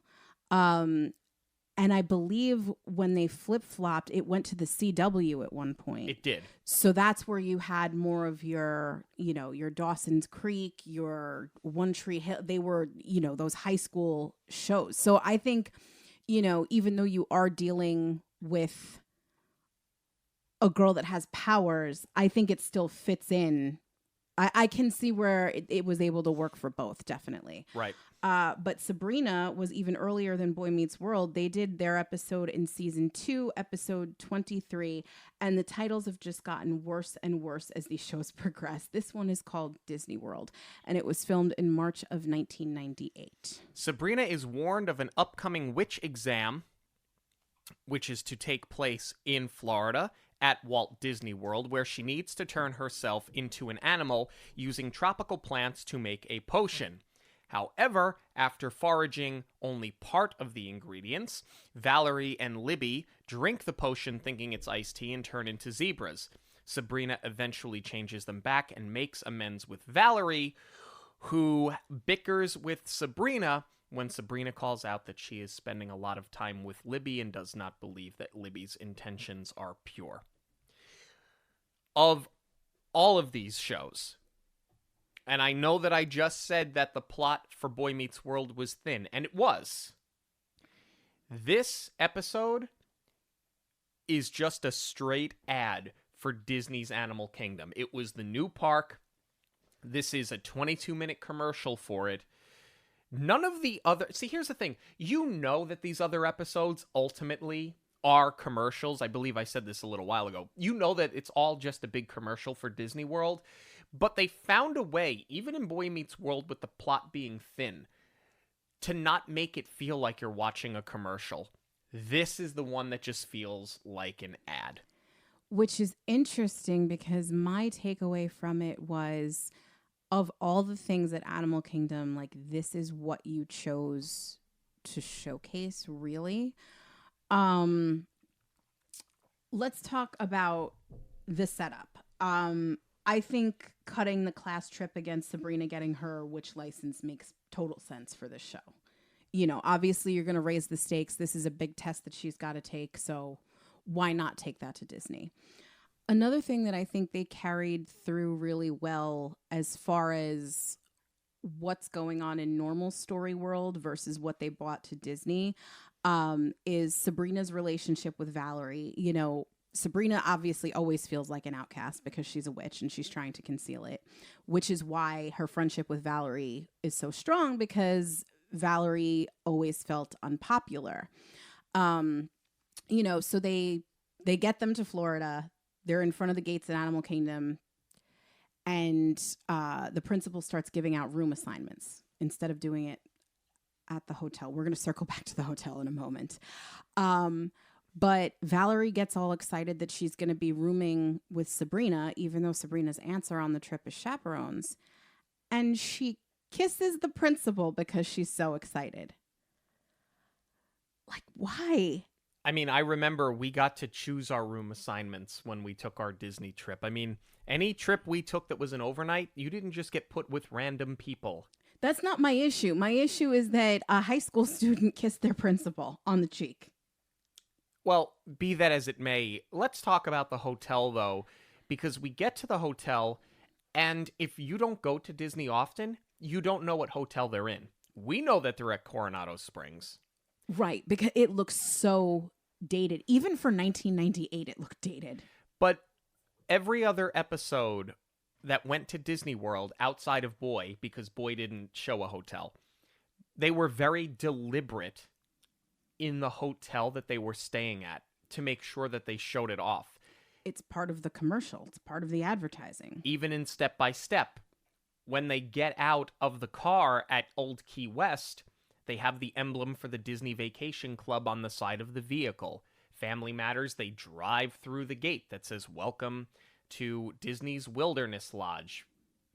Grand Flow is on full display in Full House. So I don't understand why you take the time to show an exterior shot of a hotel building, but it's a hotel building that you are trying to sell to the viewer, and nowhere there do you get the name or the logo for Coronado Springs, and I don't understand what the point of that was. If you're going to try to show it off, how do you try to show it off yet not tell us where they are? Right. I mean, well, I think the obvious question on everybody's mind is going to be, why not Animal Kingdom Lodge? The answer to that is that it didn't come until 3 years later. That's something we've talked about a lot on the show, is how in recent years, capacity has been driven by all of these hotels that have been built on the same footprint that's been there since 1998. Now we're doing more park expansions to keep up with the times. But at this time, you know, they built the fourth park. Once it proved to be very popular, now you have more people traveling and the need for another hotel closer by. But anyway, even though Animal Kingdom Lodge was not an option, I'm still not sure why Coronado was, because at the time that was sort of known as like the convention center. This was like your business class hotel, because when my dad would have to come to Orlando, that's where they put them up. And, you know, it wasn't really heavily themed. You know, there wasn't much in the room decor. You can see it in this episode. There's not much in the way of character design or anything. And since then, you know, they've obviously renovated everything. They've made some really, really great changes. But I'm just surprised that even though Sabrina is, you know, a high school age show, so they're older, why you would have put them there. Because this is not, you know, an office sitcom. It's still high school. So, like, I'm surprised they wouldn't have wanted to showcase something like a boardwalk. Yeah. Obviously, you're not going to put them at any of the hotels that you've already covered. You're not going to take the time to shoot at an all-star. You're going to want to show off one of the nicer ones. You're not going to do Swan and Dolphin because they're technically not Disney-owned properties. Polly would have been great for this, actually. Like, that would have been a fun, you know, to put all the kids in leis and, you know, sort of lean into the beachiness of it a little bit. And then you still get a monorail hotel close to, well, it doesn't even matter, though, because they weren't going to Magic Kingdom. They don't go to Magic Kingdom. They're not going to ride the monorail. There's no reason for them to. Yeah. But, all right, let's get into more of the episode, though, starting with the fact that Sabrina and the principal are just trespassing everywhere on property. And it's just funny that her principal calls her out on it. Why are you here? You're not supposed to be here. Neither are you. I'm looking for the ice machine. It's really quite rotten. It's just, I'll be honest with you. I don't think I'm giving much away here.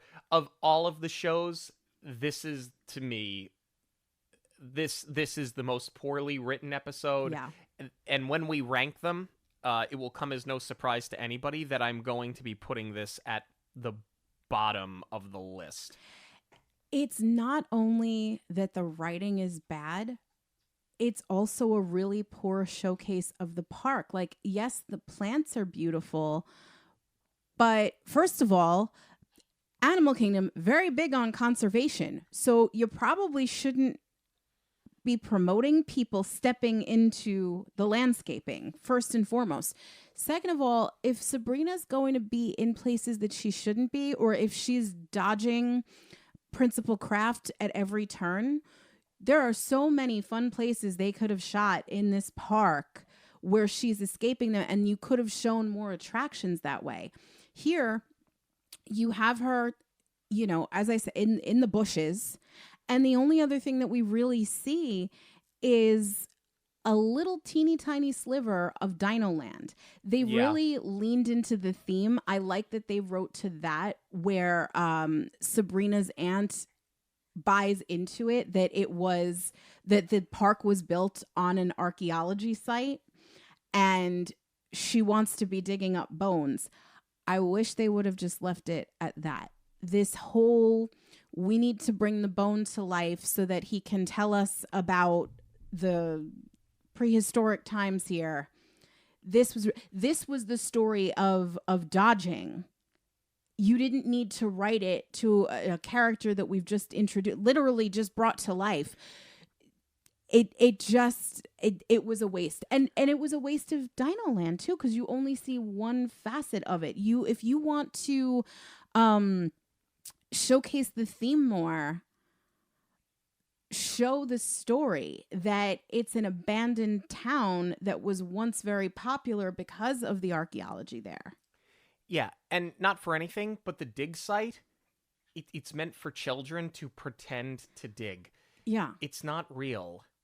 You're digging up fiberglass and plastic that are set into the ground. It's meant to be a kid's play area.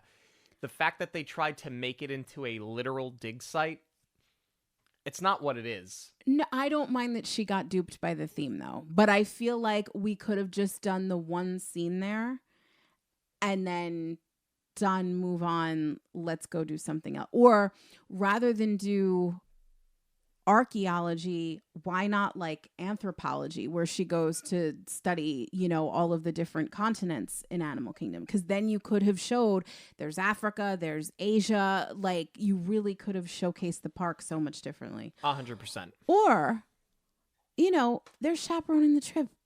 Have them have a drink at Nomad or something.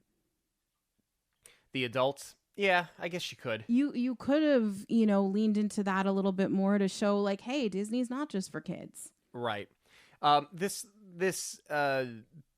argument between Sabrina and Valerie seems to escalate very quickly, by the way. Libby is obviously there, wanting to spend time with Valerie because she's trying to get closer to Harvey. Yeah. Right? The boy who is now been put under a spell, so he is off on the safari giving the tours. He is the tour guide. Which in and of itself is very funny. They do it to protect him from Libby. But I don't know, this whole Valerie-Sabrina thing just happens to move a little too quickly. I know it's a 22-minute sitcom, but it's not an awfully good look for either of them. In fact, I think it actually looks worse for Sabrina, even though Sabrina doesn't trust Libby, and we know why she shouldn't trust Libby. It sort of just comes off as bickering for the sake of bickering, and, all right, I gotta make my potion, I'm out of here. The Stephanie Michelle bickering actually feels more natural in comparison. Yes. Like, they're sisters, they're gonna fight. But yeah, here, for Valerie to blow up to be like, why don't you believe that she'd want to hang out for me? Like, that's actually something that should really be explored. It should have a moment to breathe, and Yeah. instead it's, I have to make potion, and then leave. So that you have this half-baked potion that Valerie just happens to take it and goes, oh, iced tea, I'm taking this. It's sloppy. It's very, very convenient. They also keep referring to a riverboat ride that Valerie and Libby are supposed to go on with Harvey. We mentioned, obviously, they're not naming anything by its specific name. But why wouldn't they say River Rapids? Unless that's too close to Kali River Rapids and they couldn't. But there, to my recollection, there was never a boat ride. Not prior to Navi River Journey. So why would they promote something that doesn't actually exist? And where is this queue? That's the other thing. Because when you load Kali, it's the rotating, it's like Spaceship Earth. It's like the conveyor belt loading. They're in a queue. What looks to me, honestly, like Jungle Cruise. I'm wondering if they shot that in California, if that's Grizzly River. Because we didn't go on Grizzly River. It was closed because it was cold. It was November. Right. Now, perhaps that has a rotating queue as well. I can't speak to that, but I'm wondering if that got shot in California. I don't know. But it doesn't appear to me to be Kali. And the thing is with Kali, it's like, you said it before, they maybe don't want to mention things by name, although I think Step by Step did mention extraterrestrial, which is now gone. I think that they mentioned. But the same episode called it The Haunted House. They were never going to change the name of the Haunted Mansion, the same way they were never going to change the name of the Jungle Cruise. So it's funny when they do and don't decide to name something specifically. Right. Splash Mountain was the one that they all named specifically. Right. And that's the one that got changed this year. So, I don't know. But you're right. They're alluding to something. I mean, I guess if you want to read really deeply into it, there's a difference between a rapid and a boat ride. But obviously, at the end of the day, it's still a river boat ride. It's just, how do you want to define it? Well, I mean, that's my bigger issue with it, is that if this is supposed to be a promotion, why not make it clear? A river boat ride is fine for a young child. They could handle it. A child might not want to do rapids, might not be tall enough to get on rapids. That's like false advertising. Why would you want to put that out there? And Kali, then and still now, all of these years later, 26 years, right? 26 years, I believe, that Animal Kingdom has been there. Yes, 26 years. No, for 1998. Yeah. We just celebrated the big anniversary last year. To this right. day, Kali is still one of the premier attractions because you had Everest, you had the Safari, and you had Kali. So Kali was never really going to change because you still needed that fun thrill element, and you do need a ride that's going to cool people off because we know how hot Animal Kingdom can get. So, all right, but let's move on off of this because we could sit here and just discuss that for the rest of the episode, and ain't nobody got time for that. I honestly don't have too much more because, Sabrina and Valerie mend the fence. We've still got this, dodge and weave with the caveman and trying to conceal him. And then they wrap it up by, Sabrina's aunts don't put anything back the way that they found it, and they get him a job in the parks. Ice. No ice. Why don't we rank these? Let's get into this. We're each going to give our own personal ranking from bottom to top. Okay, and this criteria is going to be based on the best use of the parks and the best use of story as far as getting them to Florida, the reason behind it, and how well they were able to incorporate their normal storylines and carry it over to Disney. Let's get the easy one out of the way. Yeah. Bottom of the list for me, Sabrina. Thin plot. You only ever see Animal Kingdom. We don't know what hotel that we're staying in. This one was just, of all of them, it was the most poorly written in my opinion. I would agree with that. Other than the setup and the reason that they're going, they just completely squandered this one as far as their locations, as far as showcasing a brand new park. This was just a miss. Number 4. This is going to be a hot button conversation. It's Boy. Boy to me is 4.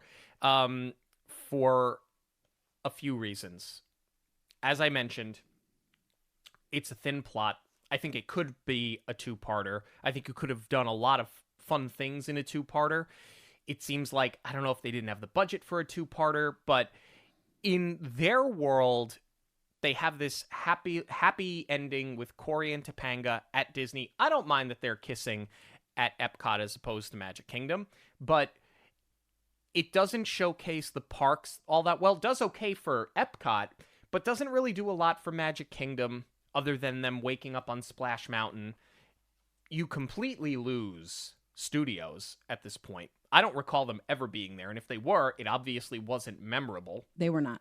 And you don't get any hotel that they're in. You could have done hotel hijinks and showed off a resort. Maybe that's where you do a value. I don't know. It just seems like this was just we have to get them back together. This show does well in the ratings. We've done all of our other shows at Disney World, so let's put the kids in Disney World, because that's what our target demographic wants. I agree with everything that you say, but I don't have the heart to put it so low as 4. But it's interesting that the 2 episodes that were shot the latest that had only one part, it feels like the consistent problem is the writing. With that being said, can't have Boy at number 4. So I'm going to put Family Matters at 4 because I do feel like this setup was a bit of a reach. Not necessarily that Steve was in an inventor contest, but that he would be taking the Winslows as his own family. I just feel like there were so many other ways that you could have got them there. And I think that story-wise, what happens in Disney with Stefan is isolated to Disney because this proposal is never going to exist anywhere else. It's not going, Stefan and Laura are not going to end up together. And it kind of grieves me to put it at 4 because I do think that comedy-wise, this was one of the funniest of the bunch. But the setup is too clunky for me to give it higher marks. My number 3, and it's not the show that I thought I'd be putting at number 3 at all, Full House. Whoa, baby! Yeah, I'm putting Full House there. And now here's the thing. These three shows, I think I can almost use them borderline interchangeably because I think all of them do a very good job of showcasing the parks. I think they all do a good job of living within their own respective sitcom worlds. But I think that there are lessons to be learned here, and I think that there are good takeaways that you don't necessarily get out of Sabrina or Boy. I think for Full House, I think the character arc with Michelle is really good. Stephanie, we said, seems a bit too old to be this upset, but Joey calls her out on that. I think that there's a big lesson to be learned there. The drama between Jesse and Rebecca and her being upset that he has to do things like rehearse and work, it's exhausting. But that aside, you get the happy ending with Danny and Vicky. I think that they do a very good job of showing off the parks very well, showing off the hotels very well. And as corny and as cheesy as it is, that's kind of the charm of Full House. This episode lives in their world and makes a lot of sense for their world. I totally buy that all of this would happen. So even though 3 is our middle of the road, you're putting a really solid episode at 3. Admittedly, I'm being generous giving Boy Meets World the bump. Is that bias? Yes, but I'm doing it anyway because this is still a very memorable episode. Does it exist entirely just to get Corey and Topanga back together in front of the fountain?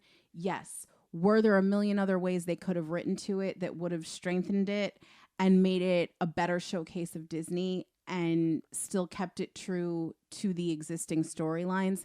Yes.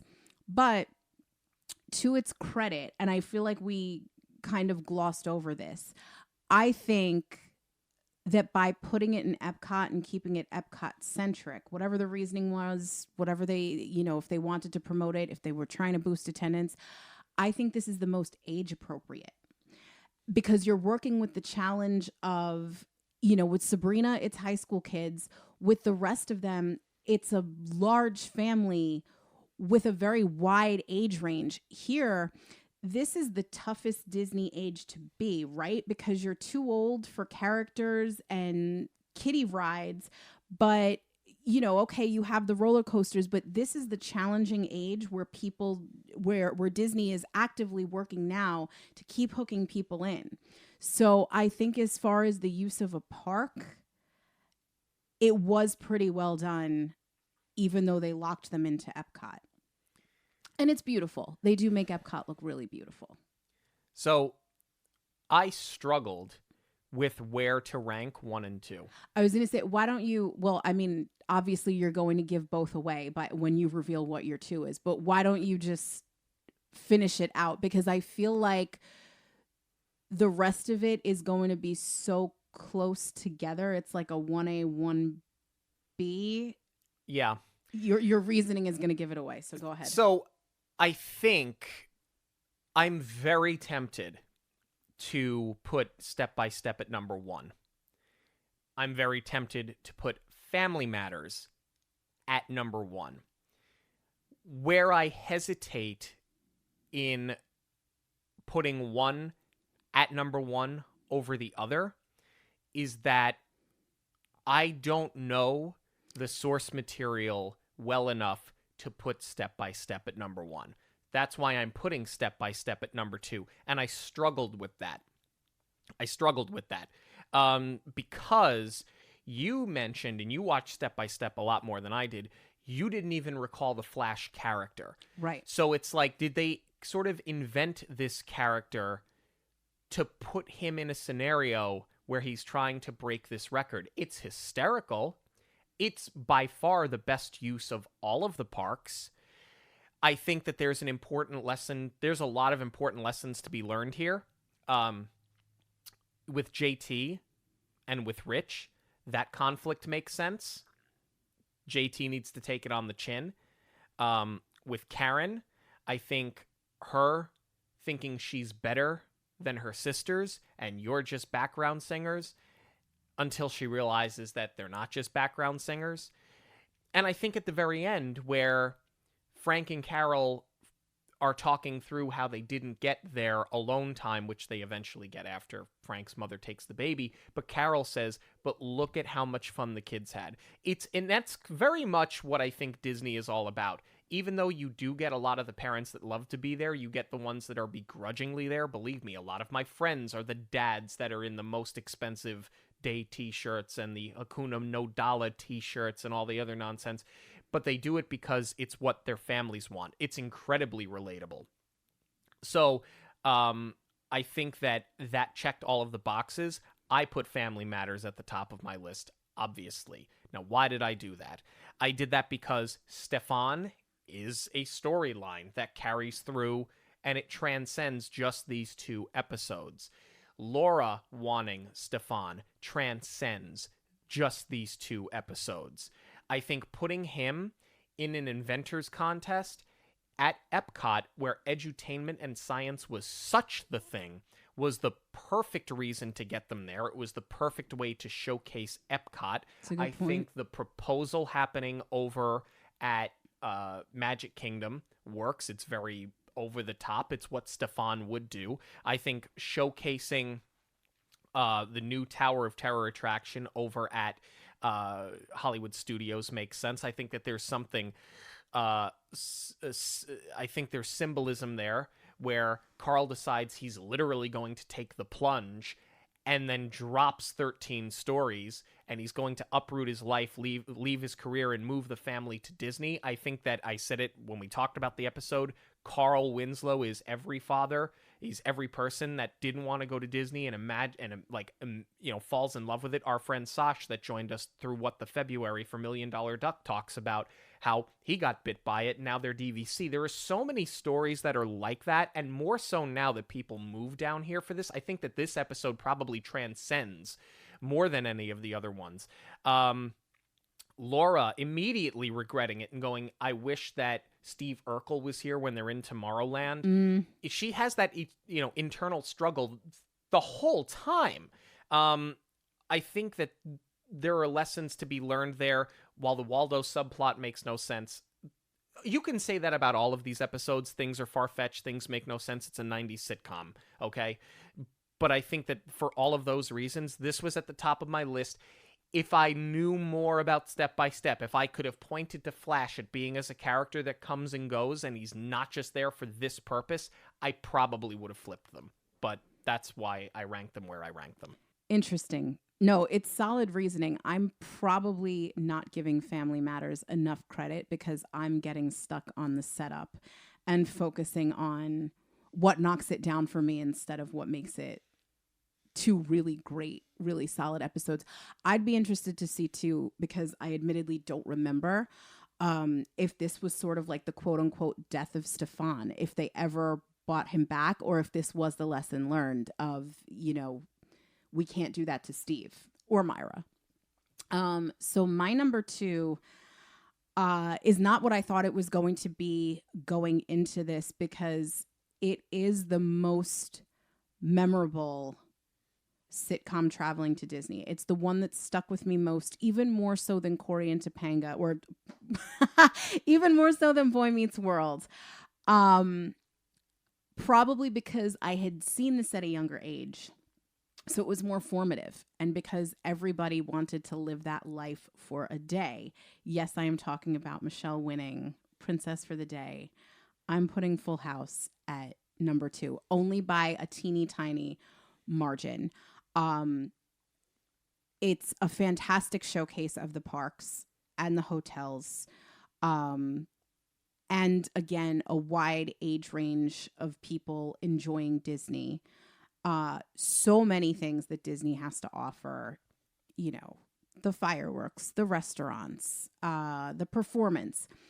But that's why it's going at number 2, is the reason that got them there is that I don't buy Jesse and the Rippers performing at the castle. I would buy John Stamos and the Beach Boys performing at the castle, but Jesse and the Rippers, I'm sorry, you're Epcot. And probably during Garden Rocks, not even Food and Wine, which puts Step by Step at number 1. I think it was, I would say, on the same level as Full House is showing off the parks. They're neck and neck in that regard. What put Step by Step over the top was the storylines carrying through and staying the most true to a regular episode of the show and channeling that through Disney. I thought they knocked it out of the park. And I'm really excited to watch this with you because I think you're going to love it.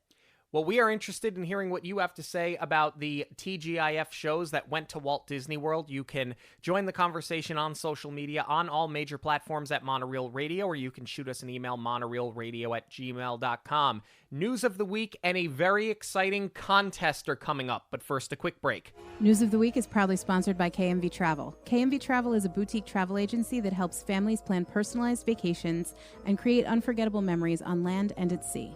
KMV Travel specializes in Disney destinations, family theme parks, and most major cruise lines, providing unmatched service from start to finish with the belief that vacations are an important part of life.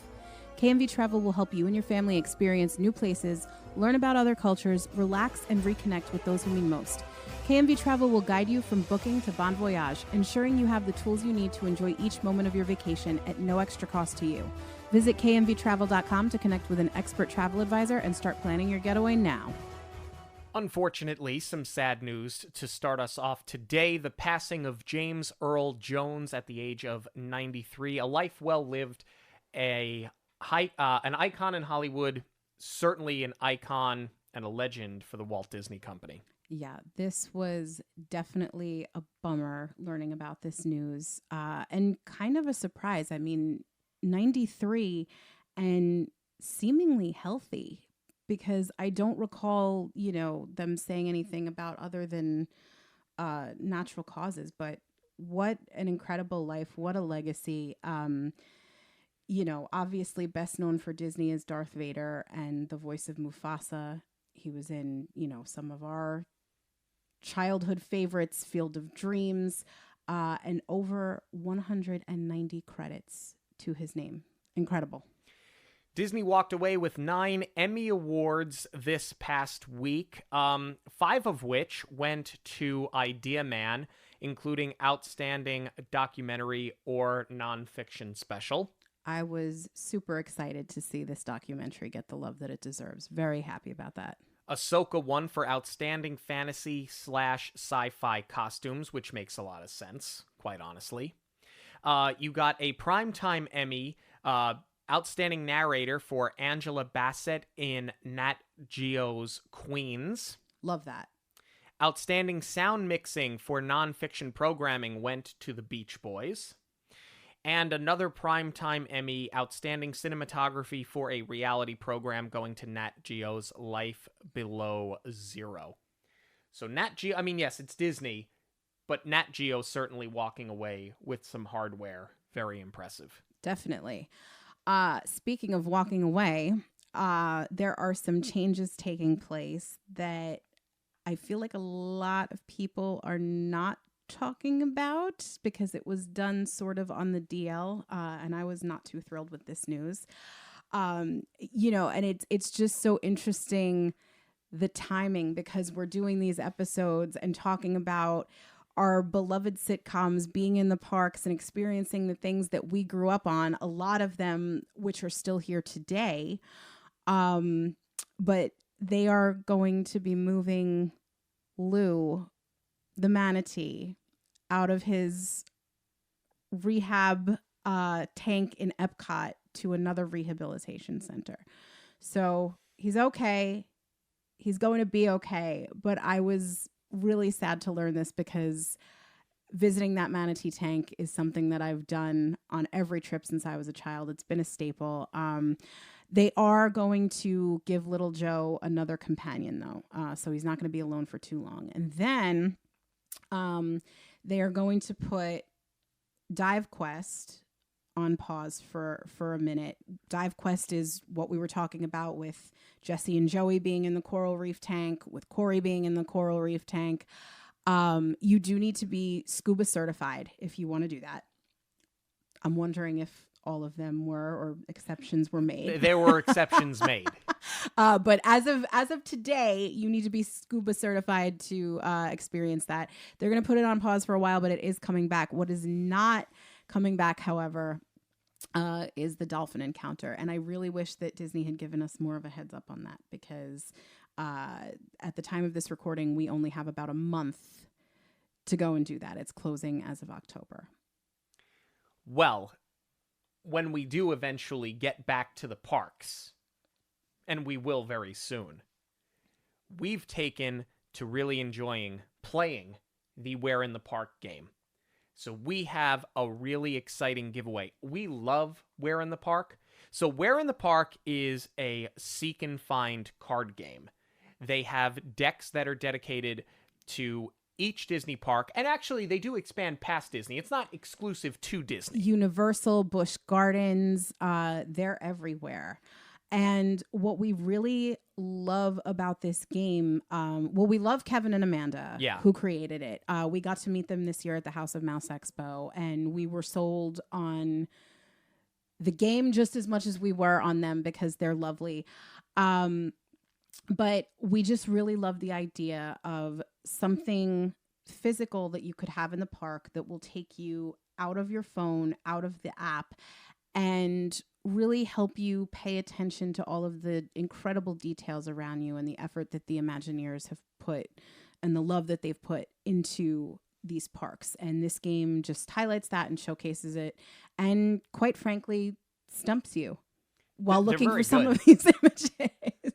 Admittedly. But it forces you to pay attention and take in your surroundings. It forces you to be a part of that fully immersive experience that is Walt Disney World in totality. So we want to share our love of this game with you. We thought that this was the perfect episode to do it, not only because it's 300 episodes, but because we've talked about, recognizing these areas of the park that we're seeing in these sitcoms. So we thought that this was the perfect way to tie it all together. And we just want to thank everyone so much for tuning in and listening to us for 300 episodes. Why? Yeah. Thank you very much for being a part of this. And, I don't go into anything thinking I'll do it for like a little while and then it's going to end. Gee, thanks. But I didn't know if we would make 300 episodes. Not that we don't enjoy doing it, but sometimes life gets in the way. And for us, at times, life has gotten in the way, but we keep coming back for more. So we either are gluttons for punishment or we really appreciate the support. The jury's still out on which one.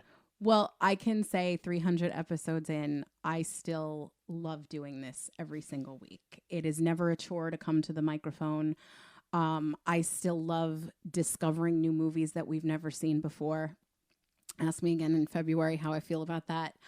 But I can't imagine life any other way.